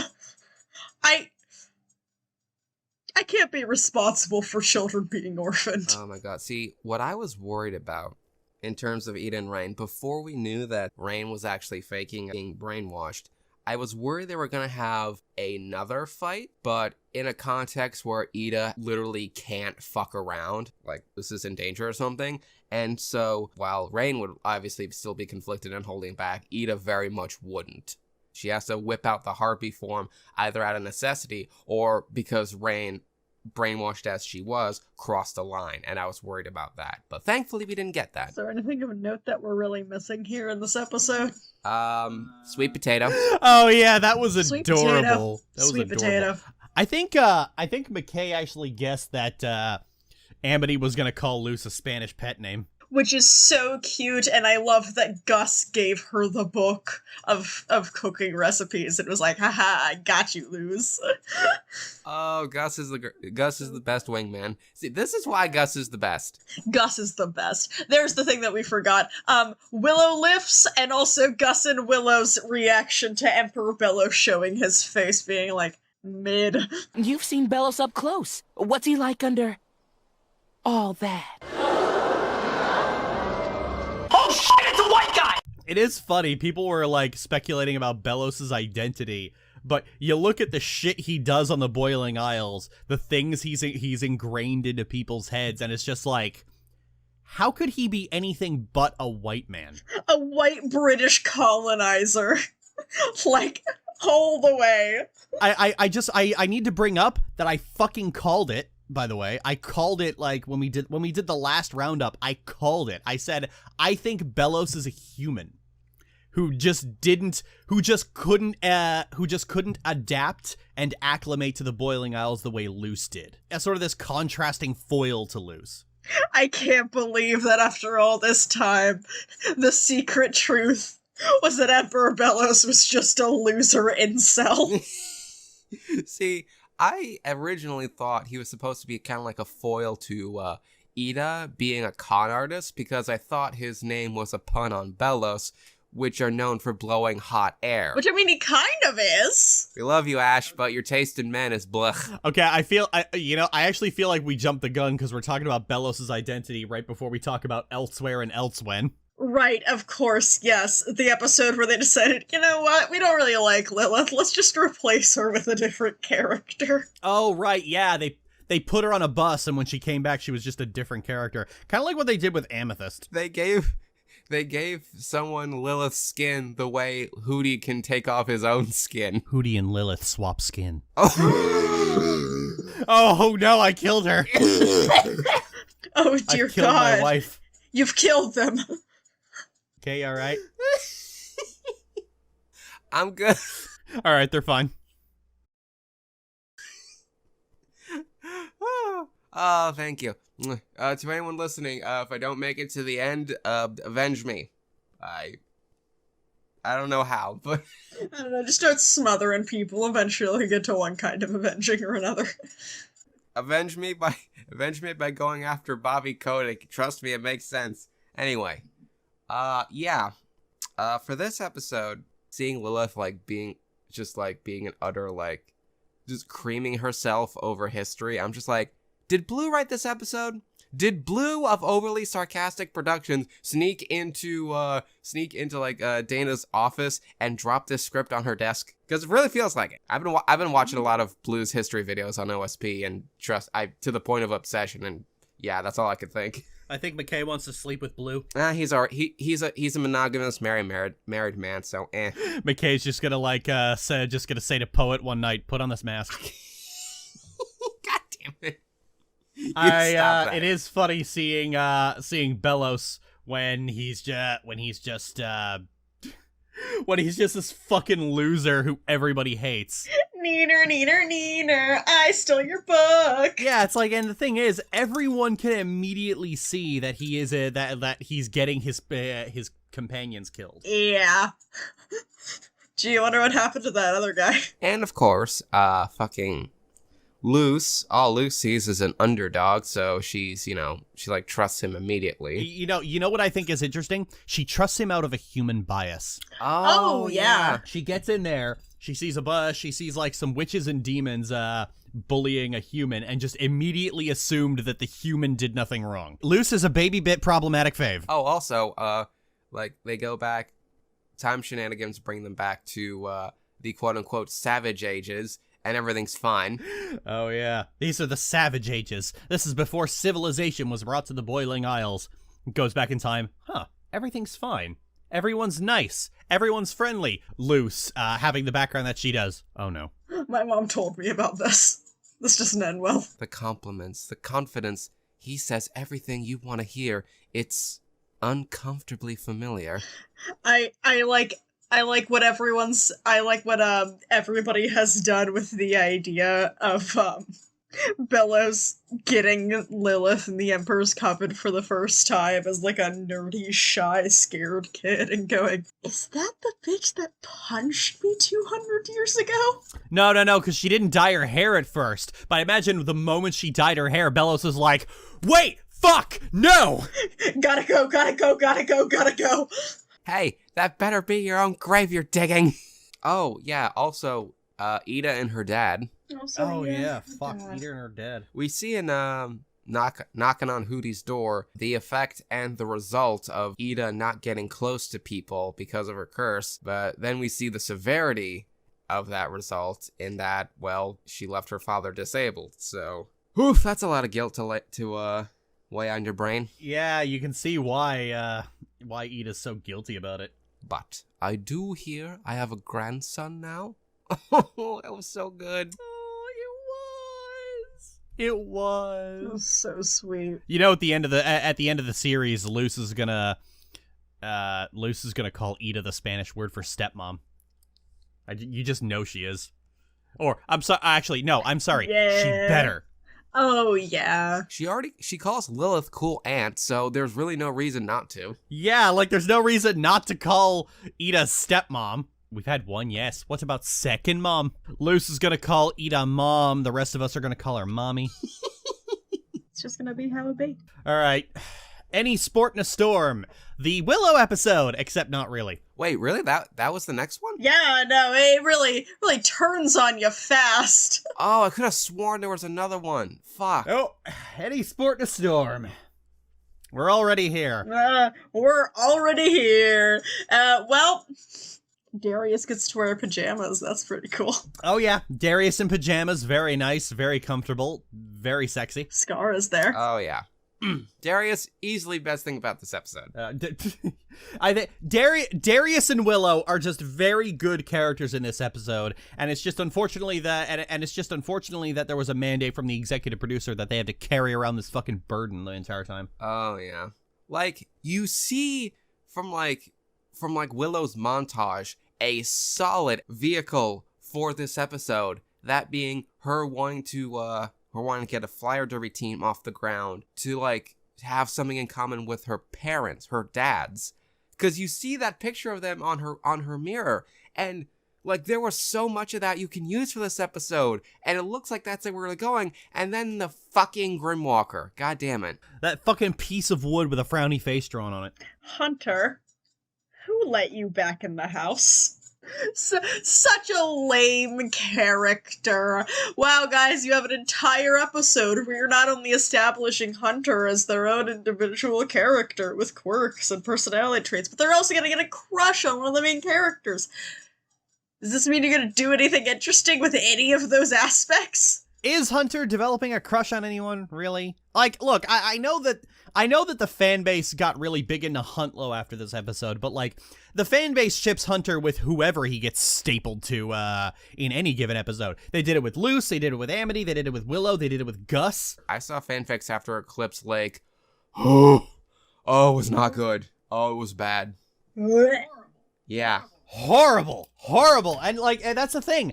I called it, like, basically I called it every single fucking time. It's like the fan base started shipping Luce and Hunter the moment his mask came off, and then when Eclipse Lake came up and like screenshots were basically had it with Amity, Ida, and Hunter, and I basically said, oh fuck. Oh god, terrible things are about to happen. And everyone said, oh no, they wouldn't do that. I mean, the Owl House fandom is progressive. Bitch, you thought! You actually thought for a hot minute that the white boy was not going to become the affection of everyone's interest. Hunter fans are literally the fucking worst. They are the fucking worst. And then there was people who fucking say, oh, but Any Sport in a Storm was about both of them. Like, it was about both their conflicts. Willow was a vessel by which Hunter was supposed to get more development, and he squandered all of that. And you know that's true because you see Willow's half-a-witch Willow insecurity come up specifically to make Hunter feel bad. Yeah, to be called on to Hunter not feeling like he's enough. Because that's what I care about, guys. I care about Hunter not feeling like enough. Good, he shouldn't feel like he's enough. Do better! And what was it that got him to change his mind about capturing his new friends and forcing them to join the Emperor's cousin? It wasn't them saying he didn't want this, that they didn't want this. It wasn't Willow, like, breaking down in front of him that made him change his mind. It was Steve, of all people. Bless you, Steve, by the way. It was Steve just mentioning offhand that Belos will likely collect their Palismen, and Hunter then puts himself in their shoes because they're about to go through something that he doesn't want to happen to himself, which is just, ugh. Everything else, the fucking duels, the traps, the mountain business, he's like, oh, that's fine, they'll be fine. Whatever. I'd say I'm over it, but I'm not. This episode would be way more fun if Hunter wasn't part of it. Also, I always mix up this subplot with the subplot from the Ruins episode. It's kinda cute. That is all. I mean, look, people basically jumped onto Huntlow just because Willow and Hunter were in each other's vicinity. But you know what? This would be a much better ship. Oh, you know it. All of it. All of it. Why could you? God, it's like, just take all the time that was given to Hunter this episode. I was literally just about to say, Skara was cute in this episode. Yeah, Skara was cute in this episode. Love Skara. Skara looking cute as hell. Give all the time that was given to Hunter in this episode, give it to Skara, and we'd have a much better show. Mm-hmm. Oh my god, that would be so good. Dana Terrence, I'm gonna shake you up in a Pringles can. Stop doing this. Fuck, that's the best.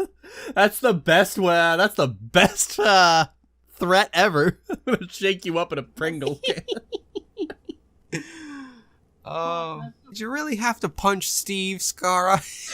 It was a tense situation. Steve understands. Oh yeah, Steve is great. Everyone's cool. Emotions are running high. Ice pack for Steve. How is it in 5 seconds Steve is a better character than you stupid piece of wood?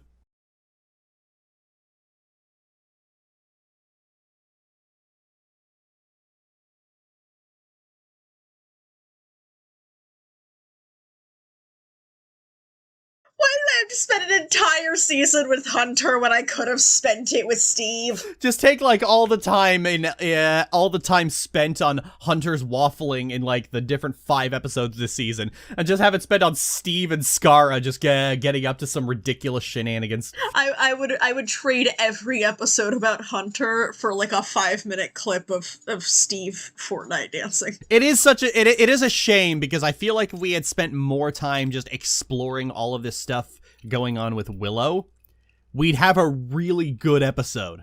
And in fact, I don't even want to talk about the B plot, because like I just want to talk about Willow. Yeah, Willow is awesome. She lifts. She can brawl with the best of them, and has the coolest friends ever. Oh yeah, the Emerald the Emerald Entrails, which fuck Hunter for actually coming up with a decent name. They were awesome. They were adorable. They fucking gave it to Professor Homunculus, who we haven't seen since that one episode, but fuck him. Oh, just as another aside, just like, people get mad when I basically say Hunter stans are the fucking worst. But there's a viewer of mine who doesn't like Hunter either, and got sent this by an angry Hunter stan. Dear Lord. Guys, it's a carrot. No. It gets worse, because the viewer's Jewish. So, Hunter stans are violently anti-Semitic. Yeah, that sounds about right. On top of being just violently racist, on top of being violently homophobic. Yeah, that sounds about right. They're the fucking worst. Raylos didn't vanish. They adapted. They're spreading. They're mutating. You can always bully a Hunter stan. It is always morally correct. It is always morally correct to bully a Hunter stan. Moving on from one of the worst characters in the show to surprisingly one I was not expecting to like as much. Reaching Out. Oh, whoa! yeah. Finally! We're gonna be able to talk about 2 white boys who I actually appreciate. Finally, Nathanos has been upgraded to Daddy. He's a Delph. Don't show Ice After Death through that clip. If at any point in the future we see like a what-if child between Sylvanas and Nathanos, they have to be voiced by Mae Whitman. They just have to. Sorry, it is sweltering in here. Of course it's hot in the room. You're in it. Oh. Well, then the 2 of you shouldn't come here, otherwise I'll officially get heat stroke. It's a good episode. I love this episode. I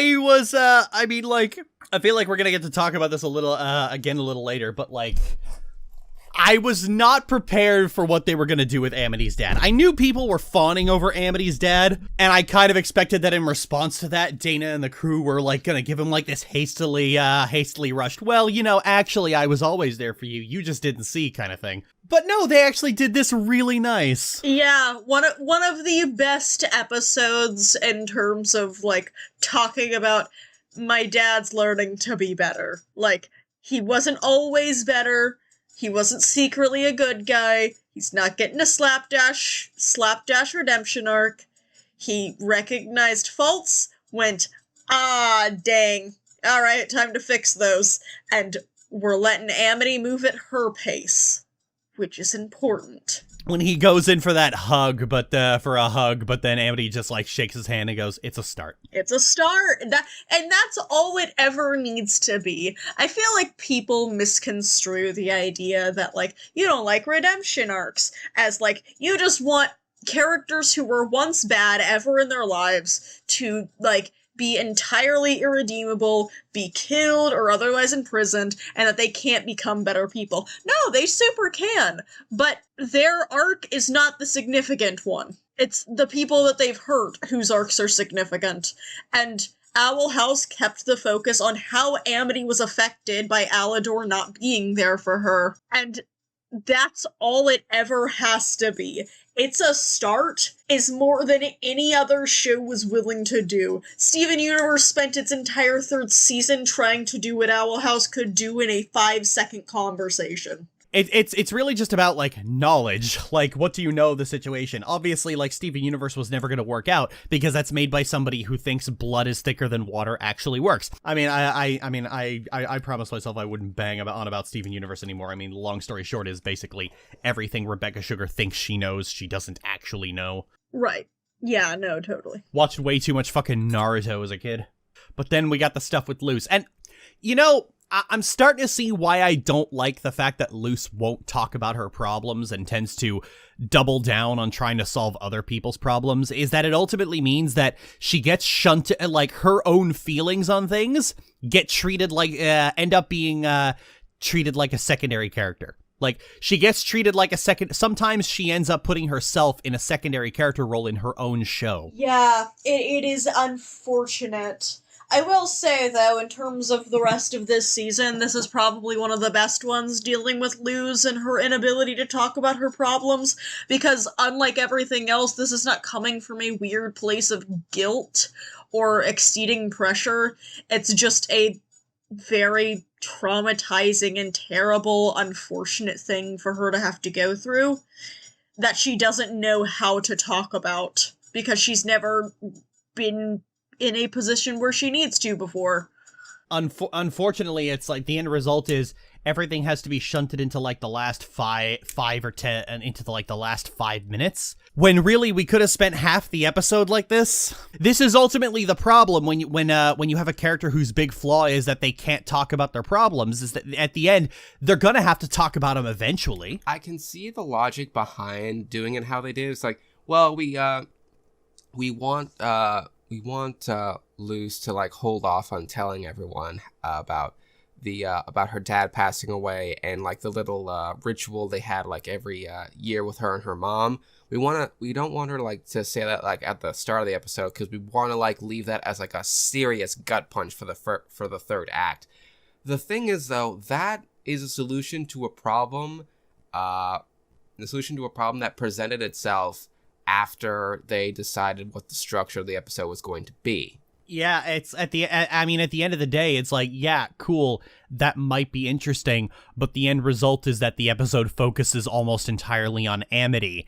And given your own habits, Dana, I can't help but feel that that was not entirely accidental. This is an episode that advertises being Luz-centric, winds up being Amity-centric, entirely so that its big gut punch and wraparound can be Luz-centric, which, for those 5 minutes, is a good 5 minutes. I love the scene with them at the tree, but it is a shame that because of how they have written this character, and the character arc in which she's going through, Luz takes the sideline for a majority of an episode that was advertised as one about her. Yeah, like at the very start too. Like you see that cold open, like her phone goes off, and we see how she charges her phone now, which I thought was neat. But then you see like that fucking reminder, and you see her reaction, and it's like, and then it cuts to like the title card. It's like, oh shit, that was actually a very short and silent cold open. That really gets its point across. What's going on? And you don't really know the exact, and it teases you about what that reminder is about throughout the entire episode until the gut punch. It's just kind of like, well, I mean, we could probably just like, if we know what it is, if we knew what it is at the start, we could like devote the entire episode to that, but Please, Dana, may I have some story? Hey, Dana, you have a main character. Maybe use her. This is one of the few times where Luce actually does take a backseat to Amity, because usually when Amity gets involved in an episode, it's because Luce dragged her into it kicking and screaming. And like in other episodes that people that were ostensibly about Amity are actually about Luce and focus on her primarily. Like I think back to Lost in Language, where Luce's actions are the main central drive of the plot, and her thoughts and feelings are the main central focus. Amity is ultimately an afterthought in a lot of these episodes. But it's shifted around, and that's not for this episode, and it's not a good thing. And it's kind of a shame because, like, apart from that, like this episode has some of the better Lumity moments. Like when Amity gets that new outfit, and Luce just spins her around, like, ooh, so pretty. Oh yeah, the entire subplot with Edric and Ida is fun as hell, and Hey, it's my favorite white boy. Like, and then you get Luz going, "Don't worry, I got you, boo." And it's like, oh, these two are so adorable together, and I love seeing them just be adorable and be soft and be emotional with one another. I just wish Luz got her dues in this episode, which unfortunately because of Dana, it's somewhat lacking in that. Yeah. Like, you could have had this episode actually be about Luz and still have those soft Lumity moments. This episode tries to do a lot, and I get where it's trying to go with its thematic core of father figures in our lives. There were stronger ways to go about having Luz's worries about her own father being present, while still allowing this to just as much be an episode about Amity and her father. If anything, it makes the episode's theme stronger if you know early on the entire bit is Luz is trying to deal with her dad's death and not actually being there to do her yearly tradition with her mom because of it. It makes everything that happens with Amity trying to get the belt that her dad won feel that much more significant if you already go in knowing that. Yeah, I guess I feel disappointed because Luz is my favorite character, and given that she's the main character, I do expect most of the episodes to be about her. Right, and this season has proven that not to be true. It's like, there's a hypothetical, very good version of this episode that just doesn't exist, sadly. If this season had like the same focus as last season, like Luz would be a lot more present in what's going on. And of course, that also comes with the problem is that we all know a lot of season 1 was a studio mandate, and season 2 is closer to Dana's closer to Dana's original vision, which is like, that doesn't say good things about your vision, Dana. I'm wondering if there was a point where just like fucking SNP, is that what it is?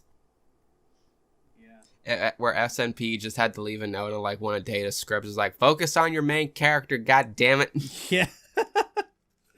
Probably not. I don't think, like, SNP mostly does like quibbles about what is appropriate. They don't really affect storylines in that way. I feel like this is kind of something people don't get, is that like studio mandates don't really affect entire storylines. It's usually these small things. Star vs. The Force of Evil had this too, where Disney mandated that the first season be something that would actually bring in viewers because, well, cartoon fandom's gonna hate me for saying this, dramatic animated shows are not very popular. And it's somewhat shown by the fact that these shows tend to hemorrhage viewers once the restrictions are taken off and they get to go all angsty and dark. We just like need an editor to sit down and like, yeah, this narrative composition is a bit whack. We need to tidy this up. I mean, look, that's what I would do. Honestly, that's what I would do if I was an executive at Disney having to look over these things. It would just be like, okay, you need to focus on these white boys a lot less than you're doing. You have a main character, fucking use them. If I were an executive an executive overseeing different cartoons, just be like, this is a show about a wacky girl with magical powers. Why are you, what are you doing? What is this? Why are you trying to use monsters as a stand-in for people of color? What the fuck is wrong with you? Rebecca, stop kissing that photo of Frau Engel. Subplot for this episode's cute. That's what I want to end. That's what I want to end mine on. I like Edric looking like that little fail boy he is. He's cool. I will take a lot more Edric over Hunter any day. Okay, them's the breaks, kid. Baby Rain. Oh, this is so good. We got Baby Ida, and we got Baby Rain. Baby Ida, Beta Rain. Also voiced by a non-binary person, by the way. Another one. Oh, cool. I didn't know that. That's awesome. I can't remember the exact name of the one who plays young Rain, but oh, they're so good. This episode is funny. This episode is sweet. This episode is painstakingly adorable as hell. And also we get Principal Bump, younger, having a good time, being a cool dude. We forgot to talk about Bump last sit down, but he has been very good this season. He's been very good, period, but like He's just been an absolute delight as a character, especially in fucking Hunting Palismen, where we got to see his fucking Fabio-esque hair and learn how his Palismen helps him see, and just like, oh, this is so good. And he's great here too. Anytime you feel stressed, squeeze this toy. Immediately explodes it. Looking him dead in the eye, not even blinking when she does it. This is like a season 1 episode. This feels like a season 1 episode. Oh, yeah, and Principal Faust, Ida says later she made a deal with the devil, Faustian pact. I see you, Dana. You think you're clever. Yeah, that's fun, guys. I see what you're doing. I mean, they clearly do, considering the flower they keep using for Ida and Rain as a snapdragon. Which is like the only fun thing they ever did with Terra Snapdragon, and it's not even her doing. Also, the idea that Ida's into apple blood because Rain introduced her to it, very fun. I like it. Oh yeah, that actually reminds me of a concern I had like earlier in around the start of season 2, where they were kind of they kind of like weren't very clear on the nature of apple blood, but like where Ida was concerned, it was they kind of like portrayed it as alcohol, and it kind of characterized Ida as a booze hound, which I wasn't really sure how I felt about that, but seeing as she got into it when she was a kid, I was like, oh, okay, so we kind of dodged that bullet. I imagined it being a kind of cider thing where she enjoys the flavor of it, and sometimes it can be alcoholic, and sometimes it's not alcoholic, and either way, she just likes the taste, especially now that we know that it reminds her of Rain. I really wish we got more time with Rain in this season. Like, I think this really highlights the fact that, like, season 2 has this problem of introducing so many characters, and only a few of them are actually interesting. Right, because this is also the episode where we find out that not only is Rain, not brainwashed, but also Darius is part of the revolution? Yeah, I feel like that was probably something we should have heard about a lot sooner, Dana. Like, did you just lose that script while you were obsessing over Hunter? Yeah, I kind of wanted the foreshadowing of Darius actually being a good guy, like not fucking like stuck being in a Hunter episode, but whatever. Oh, also Darius used to hang out with both Odalia and Alador, and now we see that once Darius was out of that little trifecta, Alador became miserable. Can't believe Odalia stole his man, Jolene, out here. Fucking Darius singing Jolene. It's okay, he has Everwolf now. Yes. It's okay, yes. He has Everwolf now. Yes. Very good spouse. Very good to him. This is one of those episodes where I feel like there's really only so much to talk about because it's just so solid. I have no notes. Yeah, like, there really just aren't. There just aren't any notes for like, that's the thing. The good episodes don't really leave you with a lot to talk about because the Owl House isn't really a show about like speculation and hidden truths. It's very blunt and frank about a lot of things. And so you just get to like watch an episode, enjoy it, room it out on it a little bit, and then you're back next week for the next one. It's a very concise story. Yeah, it has. Here's an episode about Ida and Rain meeting and being cute. Also, Little Revolution. Their reasoning was very warped, but like that line is like, I told you, I'm not putting her in danger again. We'll find another way. It's just like, oh, I felt that in my soul. Rain, you beautiful, beautiful idiot. But yeah, that's the thing. Like, Rain is like not making the best choice when it comes to Ida, but I'm not like unsatisfied with it. It makes sense for them. So it just leaves me feeling just doing like the ooh, just kind of like patting my feet. Yeah, that's the thing about them. Like, Rain and Ida, like, it's satisfying because we already know that Rain and Ida are fucking morons. Oh, yes. Ah, you dumbasses. You deserve each other. You're too stupid for anyone else. Okay, so moving on from a very satisfying episode to Hollow Mind. And we're moving right along past it. Walking away. I think Hollow Mind is the worst episode of the show. Just unequivocally the worst fucking episode of the show. So goddamn. What did we learn? What did we learn that was new or different in any capacity other than Philip actually killed his bro? Yeah, oh no, like, what did we learn that wasn't just a blink and you'll miss it thing in the background? This is the fucking thing. We go into Philip Whittabane's fucking mind prison, and we learn very little about him, and it's all just shunted into the background, because what is the episode really about? It's about fucking Hunter waffling about whether or not he's gonna do the right thing again. You get nothing. You lose, sir. You stole fizzy lifting drink.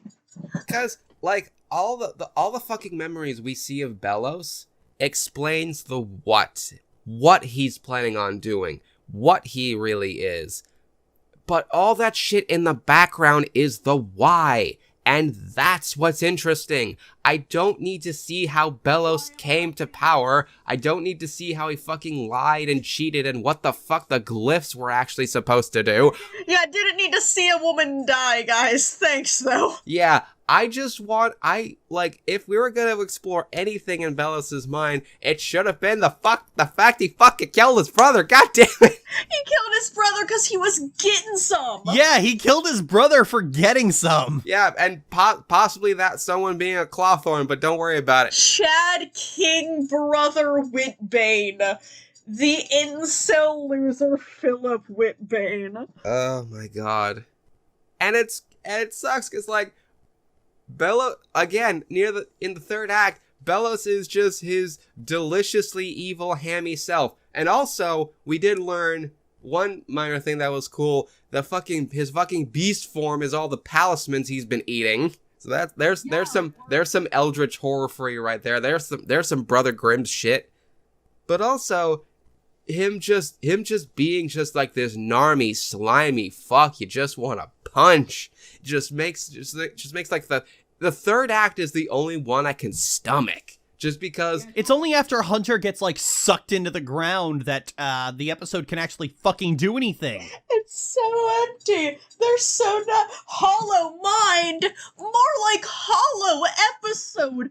Where's the content? Fucking nothing happens this episode. It's so fucking ridiculous. It's pushing me over the fucking line. It's like, oh, Hunter had a panic attack. Zeno Robinson's a great voice actor. Yeah, he is, but this doesn't mean it's good. Yeah, fucking Josh Keaton's a great voice actor too. That doesn't make Anduin any less of a boring waste of space. This episode's a boring waste of space. I hate this. I'm gonna square up with this episode. Not even any other writers. I'm squaring up with this episode specifically. I'm gonna give them the 1-2. I'm gonna rock them. I'm gonna sock them. Fucking hell. Like, they spend so much time on this fucking kid that they have to put the actual story of the episode into the last 5 minutes. It's fucking Reaching Out again, but worse. So much worse. It's so much worse. Because at least in Reaching Out, you can say it so sucks that they don't use enough lose, but at least the plot that we got instead did have something going for it. There's nothing here. If I were a starving man, I'd be dead by the end of the episode because there's no food. Where's the food? It almost feels like Dana didn't want to accept that literally everyone knew that Philip Whittabane was Bellows the moment we heard his voice in his diary entry. Which is weird because they made it as fucking clear. They made it fucking explicitly clear in fucking, oh god, fucking history episode. I'm bad with names. We see him fucking... Elsewhere and Elsewhen. Yeah, and Elsewhere and Elsewhen, we see him snort that Palismen like a line of coke, and his voice actually starts to shift, because, like, there's a fucking Bellows filter over the Philip voice, and, like, that's it. That's all the confirmation we needed. But... Dana, I love you. This is not the Stanford thing from Gravity Falls. Stop pretending like it is. Luce, what happened in there? Whole lot of nothing, actually. Bullshit. Oh, Titan, where art thou? Edge of the World. Edge of the World. Oh, Edge of the World. Oh, god dang it. I knew it was one of those two.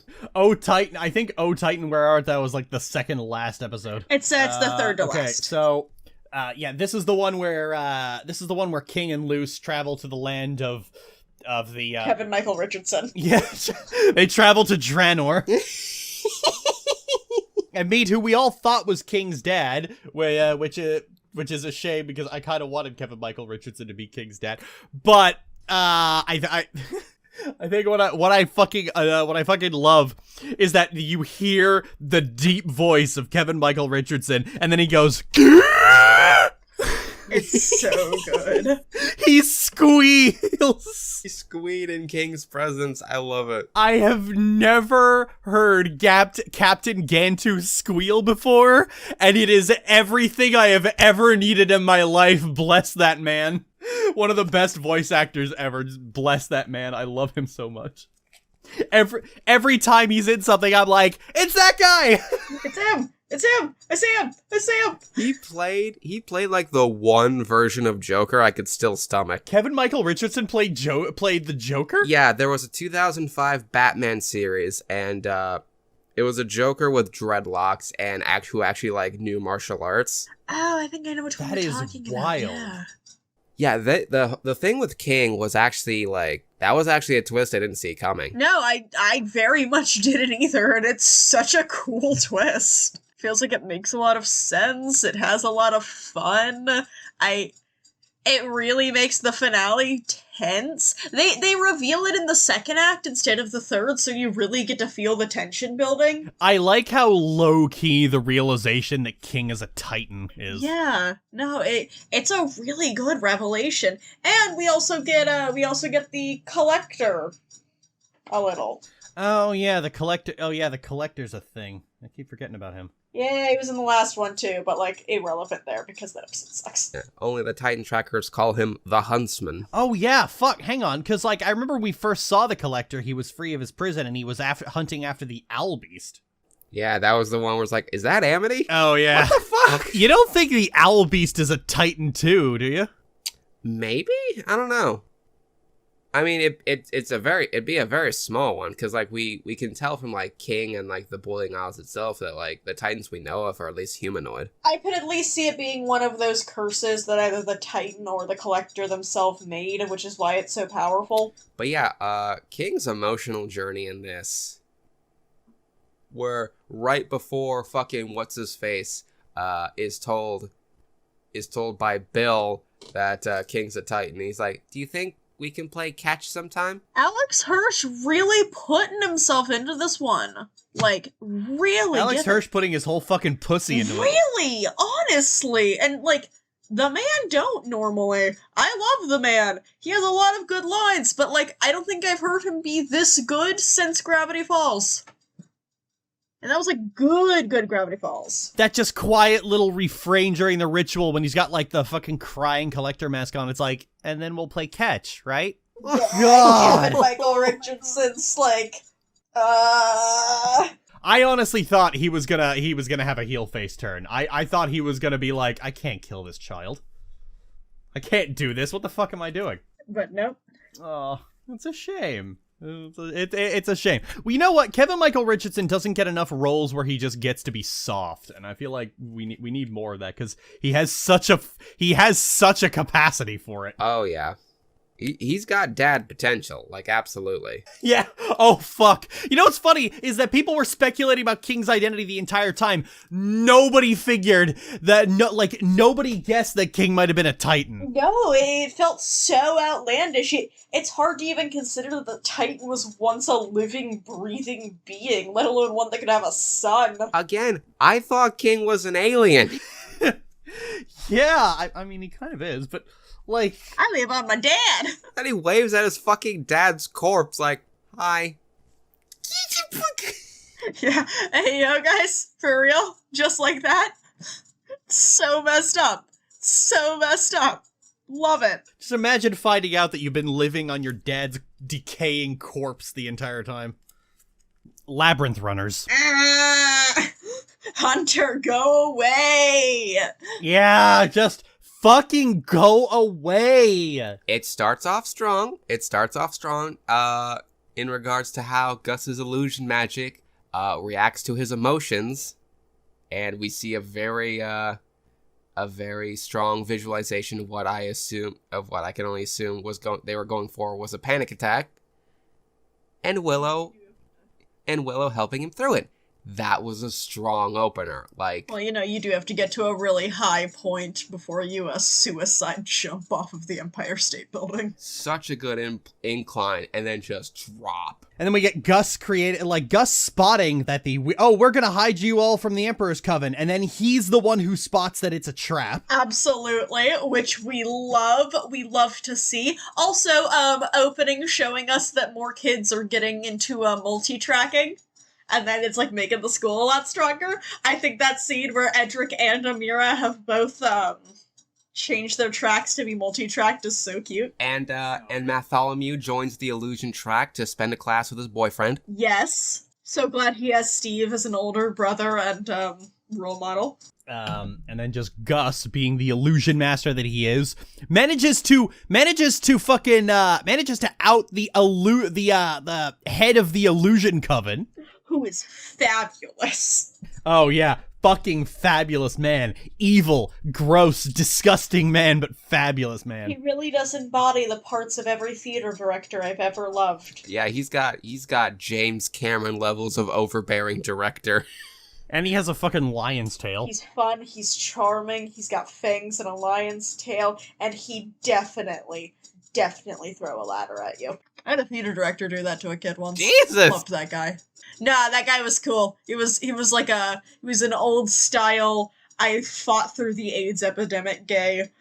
That man could backflip well into his 60s, and the only reason why he stopped working was because his husband wanted him to be home more. That man is my hero. He definitely threw a ladder at a kid, though. Kid deserved it, though. But yeah, Gus was just fucking on point this episode. Even when he created that panic attack induced labyrinth that everyone has to navigate through, showing that he is very strong. Once again. Oh yeah, he is powerful. He goes fucking Avatar state, and then traps the illusion coven head in that one illusion that really gets him freaking out. Oh yeah, real forcing him to face the worst of his fears, which is horrifying and so cool. I can't get over just how powerful Gus is. Ugh, our children are so strong. And one benefit to this over any Sport in the Storm or Through the Looking Glass Ruins is that the episode is ultimately more about Gus than the B plot or the episode does spend more time on Gus than any Sport in the Storm does, kind of like how Through the Looking Glass Ruins has most of its runtime dedicated to Gus. Right, totally. This is definitely more of a problem of fans making this a Hunter episode than the episode itself. Well, it's not helped by the fact that Dana just had to staple Hunter into it for no reason. And honestly, you could remove Hunter from the episode and lose nothing. Yeah, no, and there's where the big thing. Dana, you're an idiot. Don't do that. Don't put Hunter in episodes where he doesn't belong. But also, if you were one of the fans, you went, wow, what a good Hunter episode. Smacking you, biting and killing you. This is a Gus episode. Pringles can for all of you. See, the problem is they still have to find, they have to artificially create ways for Hunter to justify his own existence in the episode. Case in point, when Gus can't see through an illusion of Willow. Yeah, there is no way, after hanging out with Willow for one day, you can see through an illusion of her better than her best friend of many years. There is no way you can do that. Your importance to the story and your capabilities are being artificially inflated to justify your own unjustifiable existence. Yeah, no, that is pretty damn unforgivable. The idea... to even open with the Willow helping through his panic attack, like it's one thing to already have the egregious example of why does Hunter tell that it's not Willow, but Gus can't. But to literally open with showing us just how significant their friendship is, and then to have that scene, wrong. You know, I don't say this about a lot of characters, but Hunter's a fucking Mary Sue. Oh, yeah. Dana had to put in a balance patch mid-episode to make this work. Dana, you're so good, 80% of the time. Stop letting this be the other 20%. Yeah, I feel Dana would be, one of the best producers out there if only she would, examine these things and these problems that she definitely has. It's one of the only reasons why, legitimately speaking, out of any writer who has made a fantasy action show for kids right now, she's the one who I'm most looking forward to her second project, because a lot of these problems are stupid and awful, but feel like things that you shake out of you by project 2. Yeah, hopefully. I mean, there are a lot of holes in how Dana writes Luce. We only found out that Luce was Afro-Latina in a fucking behind-the-scenes podcast, which I really wish that cartoon producers would just fucking stop doing. Stop giving, character information in fucking live streams. Just stop doing that. Stop doing that shit in live streams and interviews. Put it in your put it in your fucking show, Dana. Put it in the fucking show. That would have been something neat about Luce to explore. Put it in the fucking show. If you're gonna reveal anything about a character in superfluous material, it needs to be small things. A character's ethnicity and background is too big of a thing to just be like, oh yeah, and I'm gonna say that on a stream. Same with sexuality, same with, any particular character traits. If it is anything bigger than character's favorite color or flavor of ice cream, you're going too hard. This needs to be in the show. Dana will not give the time the show needs for a character's background and culture, which would add a lot of interesting elements to that character. But she will spend 5 fucking episodes on Hunter waffling about whether or not he's going to do the right thing or not. That's a fucking crime. That's a damn crime. It's a waste. Yeah, it's a waste. It's a waste of the time you've been given. Yeah, because this is kind of what I talk about. People say, oh, well, yeah, it's season 2 got cut, and so they just don't have a lot of time to explore a lot of things. But the season wastes so much of its fucking time on bullshit. So much of it. Yeah, no, it is a total travesty. There was a lot of better that could have been served with the time that we got, by being willing to cut some characters that were entirely unnecessary to the plot. Hunter is unnecessary to the plot. Also, can we just say, holy fuck, this B-plot was fucking phoned in. Aren't you guys friends? Yeah, aren't you guys supposed to be friends or something? What the fuck is going on with Amity and Willow? Amity and Willow's B-plot feels like it was shoved in just because Dana can't help herself and needs to shove an Amity plot into a Gus episode. Well, no, see, I thought they shoved that in just to show, they're better now, but there's still little things to work through, even though they literally work through it in a single conversation in the heat of battle that lasts 10 seconds. The conflict for the B plot was just borderline non-existent. It's dealt with so quickly. I mean, here's the thing. We already did this in one scene back in Follies at the Coven's Day Parade. One scene, we fucking handled this. This felt like less of a, oh yes, here are the two characters. This more felt like Dana was imagining a backlash to Willow being strong by having everyone go, oh, but she's so soft and sweet, which nobody wound up actually doing because everybody super latched on to how cool, buff, angry, kick-your-ass Willow is. And therefore, this entire subplot felt unnecessary because Dana wasn't trying to do, Amity doesn't actually know Willow that well. She was trying to do, the series, the people who like the series just don't get that Willow's a cool, badass girl, and they're gonna learn. We already learned, Dana. We liked it. You don't need to prove anything.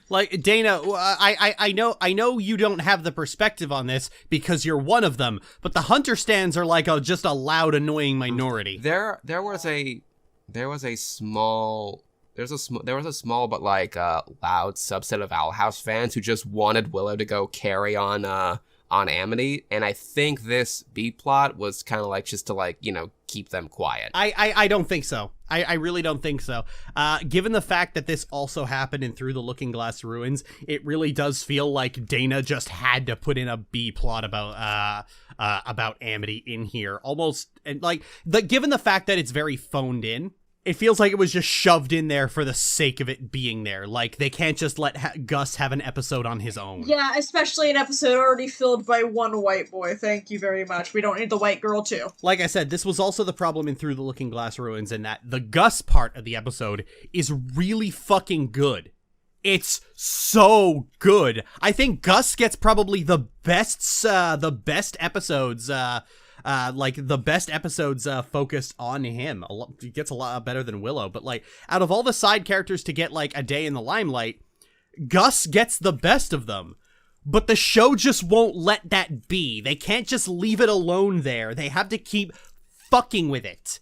Which is kind of the problem. You get these really good solo character episodes, and then they keep fucking with it. And they keep fucking with it. And that is the unfortunate bit of it all. They just keep fucking with it. It's hard to talk about this stuff here. Like, I'm actually planning a script about Gus's character, but the problem is that the way the show tries and almost fails to sideline him is so intrusive. You can't not bring it up, and then you get heated because it's complete fucking bullshit. And then suddenly, great, now I'm focusing on the problem and not talking about how cool this character is. Which, yeah, no, it's Owl House Season 2.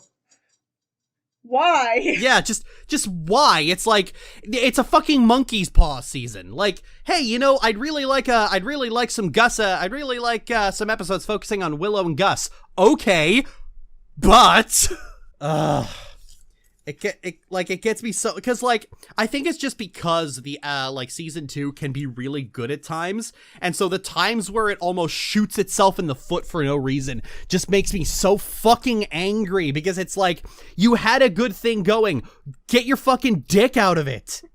One finger curls down.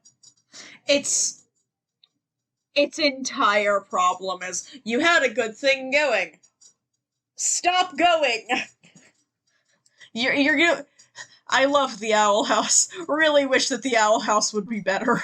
At the time of recording, there's a mini thing going on Twitter right now, where someone just posted favorite unpopular Owl House opinion, and like so many people I've seen on my timeline are going, y'all only cared about Willow and Gus the moment they became Hunter's friend. Oh yeah, you both remember that person that like I got blocked by on Tumblr because they straight up said in the tags at the Owl House, people act like Hunter fans don't like Gus. Excuse you, Hunter and Willow have basically adopted Gus. And, they're like his son. Oh! Yeah. To which I went, y'all cringe! And then got blocked by that person. Cringe. There's no other word for it. That makes me cringe. It's embarrassing. Gus is only like 2 years younger than Willow, you fucking weirdos! He has a father! He's got a dad! Gus has a father! And honestly, Hunter should not be adopting anyone, let alone a teenager. I barely trust him with Flapjack. I barely trust him with that fucking bird. God, like, they infantilize Gus so fucking quickly. It's pathetic. I feel like that's the best way to describe it. It's fucking pathetic. Which is a shame, because like it is weird how like Willow and Gus are like low-key the most powerful witches in the group. Yeah, they're prodigies. They're terrifyingly good prodigies. This episode sucks so much dick, and I don't know why. You were on the precipice of greatness. I don't think it sucks so much dick. It's a very good episode, but it's like, the team just can't leave it alone. Like, if you cut, like, hell, if you change that one scene where, like, Gus can't tell that illusion Willow is an illusion, and you just, then, if you change that so that Gus can tell, and is in fact the first to be able to tell, and then you just cut every other scene with Hunter and every scene with Amity, you have the best episode of the show. But he doesn't, and that sucks dick! Gus and Willow are such good characters, and the show just doesn't trust them to be good characters. The show just doesn't trust them to be good characters. The thing is, we all know why. People could come up with all kinds of excuses, but we all fucking know why. It's kind of like people got really mad when I said that basically the only reason people glommed onto Lumity instead of Willow's is because Willow is chubby and Korean and Amity is not and not. Oh, yeah, no, you want to talk about, like, people complaining? A lot of people have complained that, like, you really like Scarlo, despite they've never even talked. Meanwhile, people love the idea of Basha and Willow for some goddamn reason. Wonder why that is. Wonder if there's any particular coding reasons that might I think honestly, I think the only reason that Hunter stans latched onto Amity and Hunter for a hot minute is because it's basically the ship that they want, a heterosexual ship between two white people. Like, that's what they want. Like, that's what Hunter stans ultimately want, and it's like, it's actually very hard for them to get that in the show without just making an OC. I love the LS. Gus deserves better. Gus and Willow both deserve better. Gus and Willow both deserve better. Oh, Titan, where art thou? Steve! Steve's in this one with his pretty little Steve face. I was not expecting a face reveal. Me neither, but I appreciate it.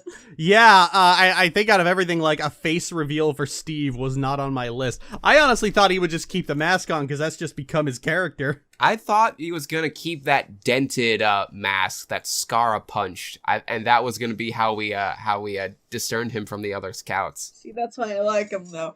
See, he's rejecting the Emperor's Coven. He doesn't need the Emperor's Coven, because he's too cool for school. He goes in with a fucking motorcycle and a leather jacket. He's so 90s dude. He's so 90s, dude. He takes King on a soul-searching coming-of-age adventure. And King hugs one of his dad's bones. And he hugs one of his dad's bones. See, love is stored in bones. They see the old grandmas and they both get excited. Oh yeah, the gay grandmas. That was nice. Oh, and Ida and Luz had a good conflict in this one, too. Oh, yeah. This is the one where they tried to go save, no, that's the next one. No, it's not the next one. It is this one. Yeah, they tried to go save, King's Bear, which is a really sweet, turn on its head of Francois the bunny. Which is a sweet turn on convention from the first episode, where Luz is surprised and entirely doesn't understand why Ida would go so hard for King to get his little paper crown back. To which they're like, you know what, if it makes him happy, we do these things for each other because we care. And now the opposite's happening! That's so sweet! It's so thematically relevant! It's so tight! And, God. And then, of course, like, Ida and Luz had to basically confront the bad habit they learned from each other, where, like, neither of them want to say shit to each other, at least until they have to, when Luz overhears Ida asking Rain to get Luz out of here and keep her safe. Honestly, though, like, Luz wasn't really a problem in this episode. Like, she didn't have anything to keep. It was Ida. Luz was in rare form.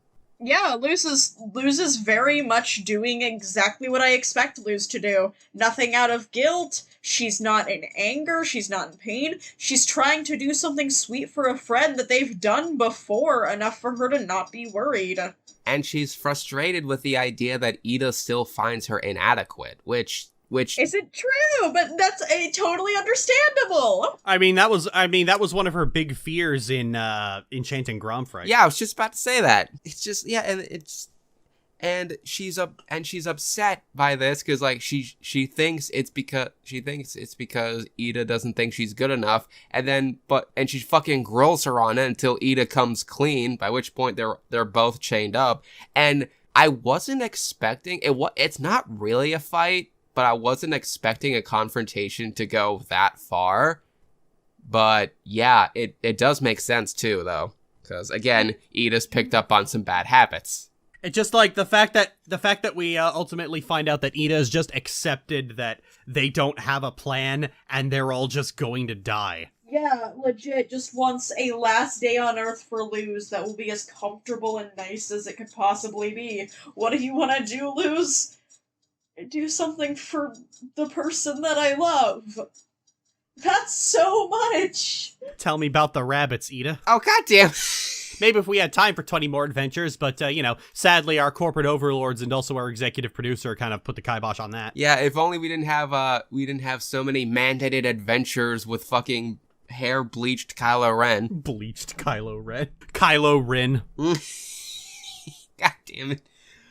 But, yeah, and then that bit where Ida finally comes clean, it's like, there's no plan, okay? And they're both in tears. It's just, and then when Luz is thrown into like the back of the thing, and then she's just screaming out to Ida, it's like, I'll do whatever you want. I'll do exactly what you tell me, but just please fight back. I was like, holy shit. Oh, it's so palpable. It's so scary. It's so much.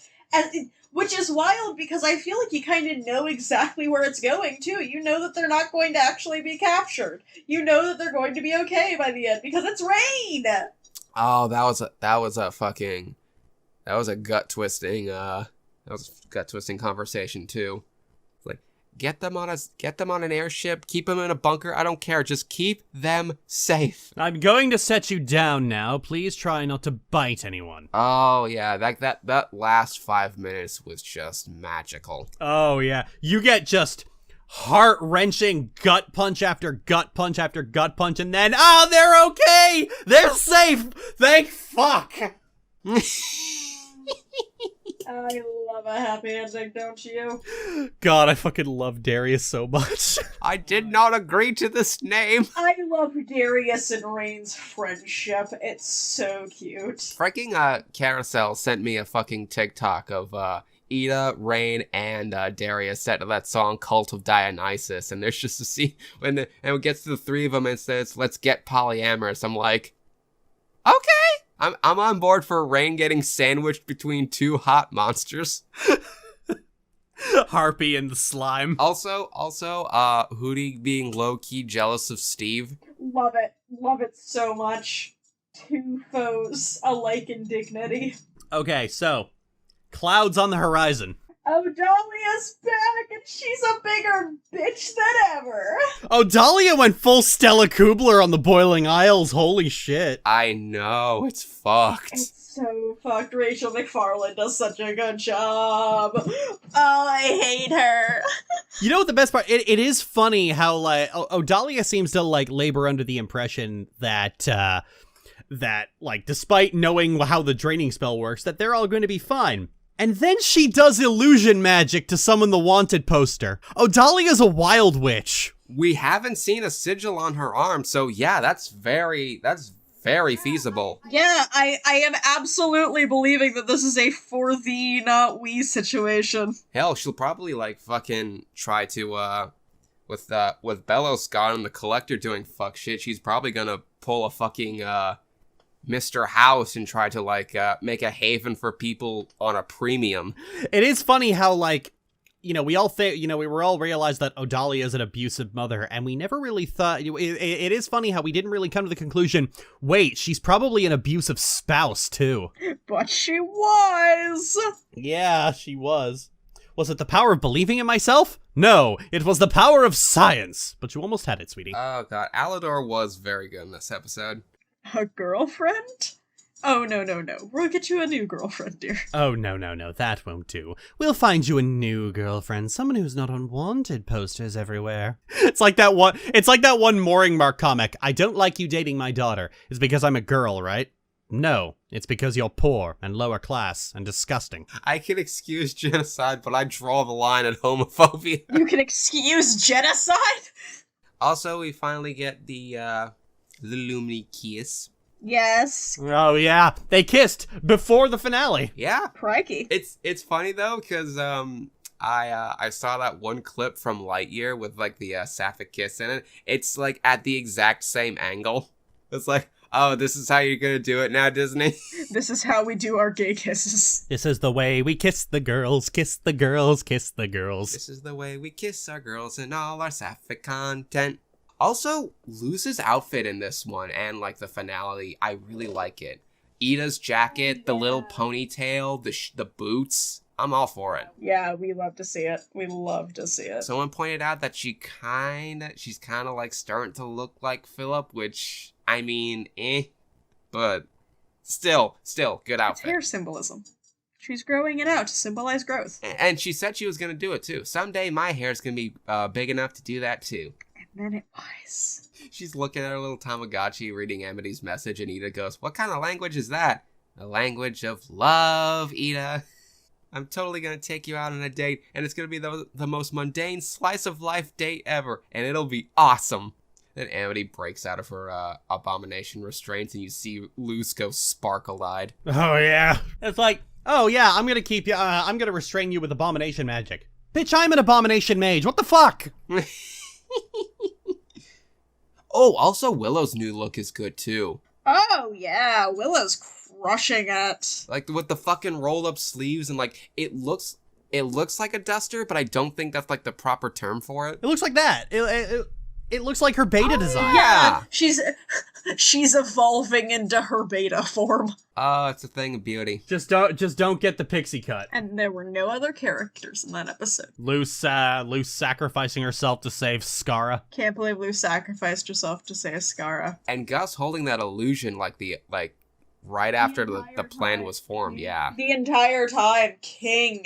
Oh, and also Alador welcoming Luce into the family. Oh, it was so cute, but then the illusion popped and it was Skara. Yes. I mean, not terrible. Yeah, not terrible. She could still be part of the family, too. It's a side friend. Amity just backs away from her like, oh, I almost kissed Willow's girlfriend. Oh, no. Willow have my ass for that one. Oh, crikey. I can't believe I just did that. I can't believe I just said that. So cute. So damn cute. Luce is such a dork. I love her so much. It's like, this is how you do slow burns, like little milestones. Little milestones. Yes, just these little milestones. Too many slow burns just won't fucking move. Like, you gotta light, in order for the candle to burn slowly, you gotta fucking light it, you dumb fucks. Okay, King's Tide. So, I think the first thing of note is, Luce fights the Emperor again. Yes. And both of them have learned. Love fights like this, where both people have learned from each other from the last time that they encountered. And of course, Bellos is just his deliciously smarmy self the whole time. Maybe you've learned your lesson? You wish. Of course not. Again, like, the greatest thing about, like 3 or 4 of these characters, like Lilith, Hunter, Kikimora, is the avenues it gives to just show Bellos being an absolute dirtbag. You, as my right hand, I'd sooner cut off my entire arm. You want to help? Go find a hole to wither away in. I like how everything you learn about Bellos just makes him a bigger and bigger scumbag. He's kind of like Caesar. He's kind of like Edward Sallow in that regard. And yeah, and God, like, you see him just be this bastard, like, all the way through. And then you get these 2 moments of absolute gratification. Oh, yeah. So fucking good. Luce tricking him again. And then the Collector. Oh, yeah. Lou's tricking him specifically with the invisibility spell that we've been using all season. Like, it's a really good through line through the entire season. Oh, yeah. We actually forgot to mention, all this time, Luce is learning new glyph combos by herself. 'Cause she is that fucking cool. She's so cool. I think once she basically learned that making glyph combos is like programming, she just picked it up very quickly. And then she just uses the invisibility spell to brand Bellos fucking great. Calls him out on his fashion sense. Yikes, my dude. Oh, and also, Ida and Rain are adorable, and low-key, just a smidge tragic. Not too much, just a smidge. God, Ida's tragic romance cost her an arm and a leg. Well, just the arm. Just the arm was 50% off. Got a deal. Oh, speaking of love, note how when the jig is up and fucking Darius and Everwolf have to start getting bloody, Darius stops the moment Eber's life is put in jeopardy. Oh yeah, and Eber makes an immediate jump to help him too. Yep. But then, like, the moment where it's like, it's either Eber lives or dies, Darius just backs off and he's just like, oh, like, regardless of what their relationship is, you know they care about each other. Well, I mean, that's kind of the problem, though. I mean, like, if he doesn't do anything, they're dead anyway. Yeah, but, like, it's not a logical step to take, but it's seldom, like, you seldom are logical when you see someone you love in danger like that. Once the draining spell really starts to kick in, all of the Coven heads realize, oh, we've made a terrible mistake. We have been duped, we have been bamboozled, I dare say we've been smackledorfed. Even though the draining spell was stopped, I could see an argument being made of just like Terra just fucking kicking the bucket because of her age. She was already old. It doesn't matter. Got her first. I think there is one part of this episode that I really don't like. I actually think it's really dumb and really stupid, which is the fact that after the Collector is free and starts ripping things apart, and Amity begs Luce to come with them through the portal. But Luce only gets halfway through before she stops and pointlessly tries to, like, hold the portal together with vine magic. Literally just sacrificing herself for the sake of sacrificing herself. Yeah, no, she says she's gonna go look for King and Ida, but, like, baby, King's already made his sacrifice, and Ida's a grown woman. She can take care of herself. Like, Amity has already tearfully begged her to come with them, and to come with them so that they know she's safe. And she agrees and follows, but then stops and does it again anyway. This is I'm sorry. I know they've been pushing this characterization for Luce this entire time, but this moment right here, it is the dumbest thing, because you're not helping, you're not doing anything. And it's like, it's so easy to remove, because like the only reason I can see that that moment existing was to give the Collector the time to like start to pull King away and give like Luce and King that moment where they have to say goodbye. But you could have just done that. You could have just had Luce and King running for the portal, then the Collector seeing that they're trying to leave and then like pulls King back. Like, you didn't need... It legit feels like 30 seconds that they just needed to fill with airtime. Honestly, if they do bring that up in season 3, if they do bring up that the fact that Luce very unnecessarily tried to sacrifice herself, I'll be impressed. Honestly. She should be angry about it for doing it the first time. If I were in her position and I had like begged McKay to come with me to safety, and then she stopped halfway through just to sacrifice herself needlessly, once we were both in safety, I would be fucking furious. And you'd be right to be furious. I would have been bone dead stupid to have done something like that. It's so dumb. It's so dumb, and it's like, at this point, it's just kind of mean. Luce is just constantly putting herself in danger, and just worrying the crap out of everyone who loves her. It's just I know for a fact that she has this nasty habit of blaming herself and doesn't cut herself any slack, despite cutting far worse people a lot more slack. But at this point, it almost feels like ego. And I know that's not what they're going for, but they're so gratuitous with it. They're very gratuitous with it, absolutely. It's like what we did with Ailey, where Ailey was like constantly putting herself in mortal peril, but like it doesn't have the payoff of later learning that, oh yeah, no, she just had like untreated depression and suicidal tendencies. I don't think Disney's gonna go that far, so it's like Lose, stop. Why? Just why? Camila, you gotta deal with this thing with your daughter. You've got to, Yeah, she's got like a martyr complex, and that's gonna need to stop.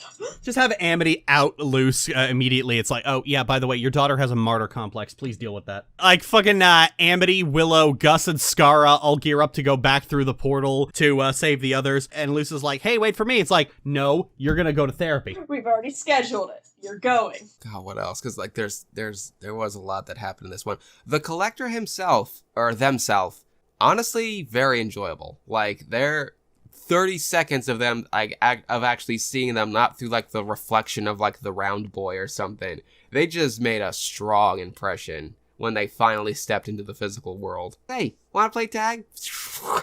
I'm it. And fucking bodies the main villain of the entire show so far in a blink.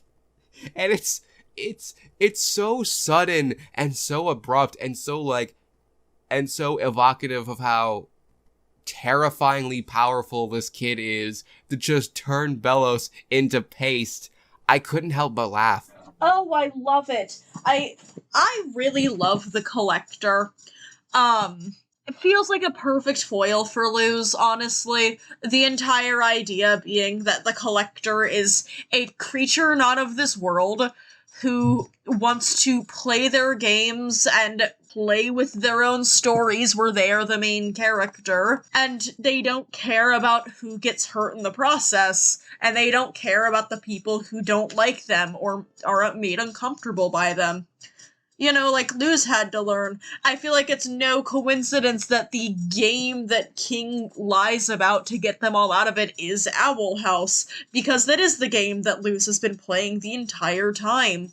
Getting better, growing up, and learning that this isn't how you act around other people. Not if you want to have friends. Not if you want to spend your time with them. And I could really see the finale of this series being less of a battle and more of a conversation. And hey, I know it feels good to do whatever you want, but it's selfish. And you're gonna have to grow up a little bit. This series is gonna end with Keep Calm and Flutter On. Word! I don't really think much about the Collector. I mean, he's fine, but I feel like, again, this is another problem of just Dana not wanting to let go of certain ideas. I could see a version of the finale, where he wasn't... I could see a version of season 2 where he just really wasn't a factor. Like, you wouldn't have to change a whole lot if you were to just, you know, scrap the Collector from the story. Like, the most you'd have to change is, like, maybe explaining how Bellows came up with the draining spell, and just, like, either, like, explain where, Lilith got the scroll for the curse, or like where the LBs came from. And because even then, those weren't really pressing questions. Oh, I don't think the questions are as significant as the fact that Collector is a force and a foil first, and anything character-wise is kind of added in there for flavor. I don't think it's any coincidence that when we got teased the Collector in one of Dana's doodles, most people went, oh my gosh, it's gonna possess Luz. Oh, yeah. I think that that's entirely because they're designed with very similar things in mind. So, while there are a lot of characters that I think could be cut, Collector feels like one that I appreciate wasn't entirely... Only if, and I'm putting that with the caveat, if they are going to go all the way in making sure that this is a foil to Luz and how she was at the beginning of the series, because the series does have a tendency to write tight, and because of that, having a major foil at the end of the series that is just, this is Luz but unchecked, is a cool idea to me, and I think that it works well thematically for the series. Yeah, as I said, I could see a version of season 2 and like the Owl House in general where the Collector doesn't exist, but I don't think the show was worse off for the Collector existing. Yeah, like, there are a lot of decisions where it's like, this really needed to be cut, and Dana wouldn't let it go.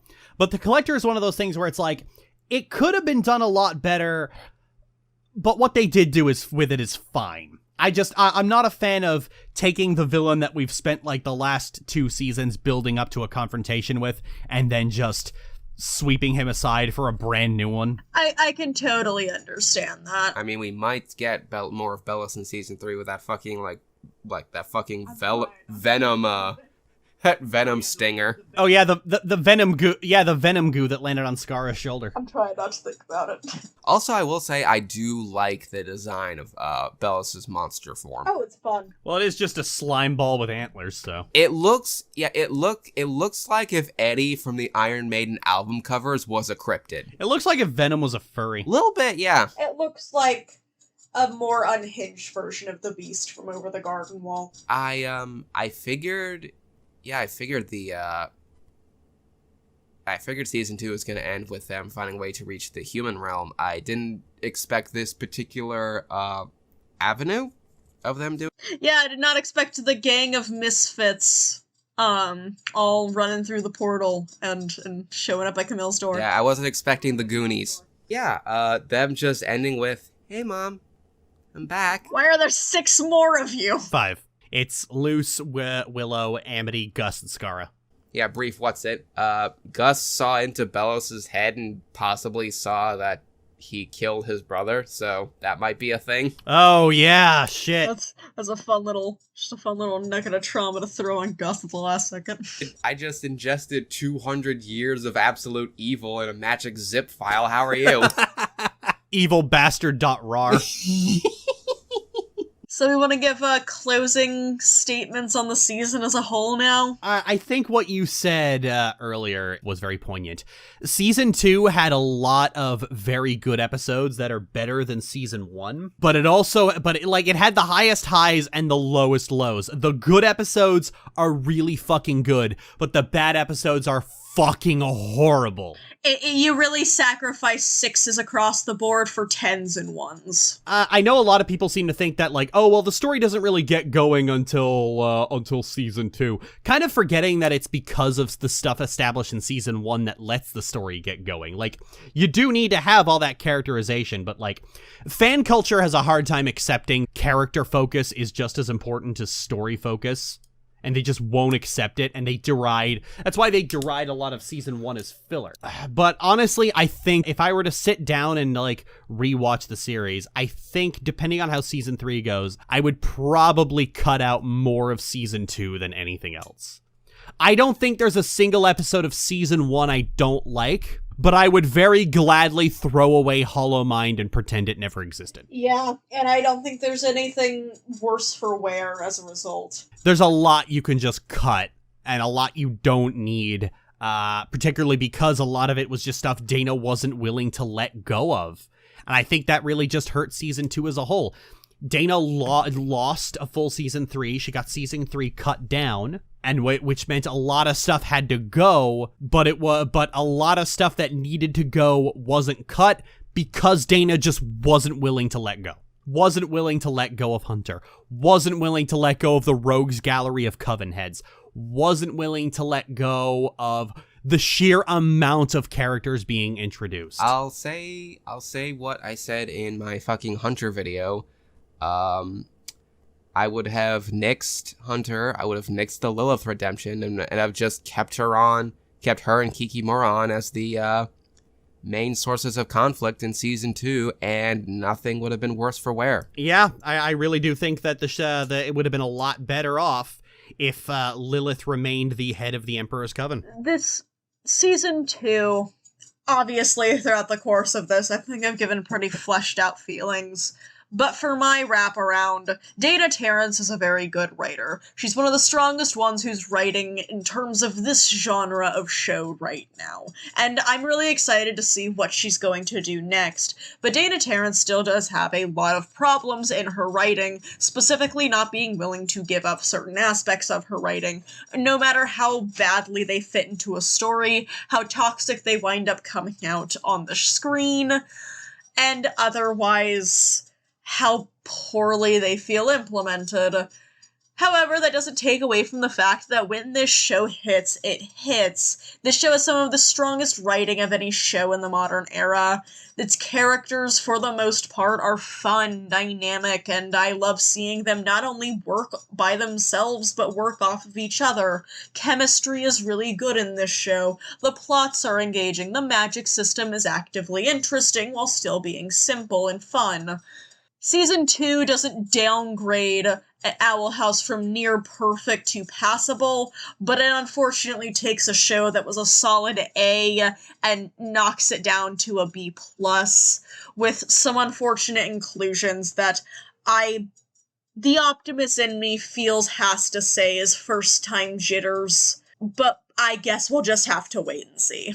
That was an interesting thing you brought up before regarding, like, you don't know if you're gonna get another show after this, and so you're just determined to do everything and not willing to let go of certain things.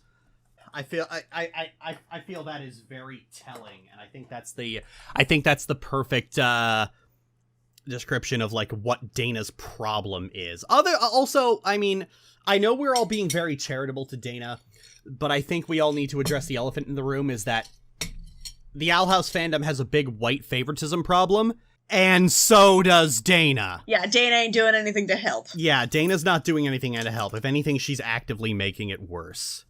And I feel somebody probably needs to sit her down about that and just be like, hey, Dana, stop. I heard somewhere like on Twitter and Tumblr that like for any like white writers out there to like really consider getting like sensitivity readers. I mean, if I was making a TV show, sensitivity readers would be like the first people I hire. Yep, me too. Oh, absolutely. It feels significant, especially if you're going to have characters that you can't claim to be part of. Like, if you have a character that's part of a minority that you do not occupy, sensitivity readers. And even if you do, sensitivity readers just to be safe, because your experience is not universal. Yeah, it's like, I mean, I get the question sometimes of just like, hey, if Disney let you actually put Ailey into Star Wars, what would you do? It's like, well, the first thing I would do is I would come on with like 5 sensitivity readers, because I don't trust myself to not fuck things up. But also just like 6 other writers just to fucking do it better. Balance things out. Nobody's good at everything. Even things that they love. Writing Ailey and TSR as a whole, my own community were basically sensitivity readers the entire time, and I needed those. And I can't begin to describe how grateful I am to everyone, especially Jean, who took the time and energy to help me with that. No man, woman, or non-binary is an island. Well, this was a fun 4 hours, ladies, gents, and NB malcontents, but it is sweltering in here, and so I need to turn off this recording so that I can just put the fan back on me. God, I hate Nova Scotia summers. Well, let's just hope season 3 is a lot better. And just good fucking good. Just don't. You only have 3. You only have 6 episodes, Dana. Don't fucking spend that time focusing on your fucking wooden blow-up doll. Everyone watch The Ghost and Molly McGee. Everyone watch The Ghost of Molly McGee. It's so fucking good.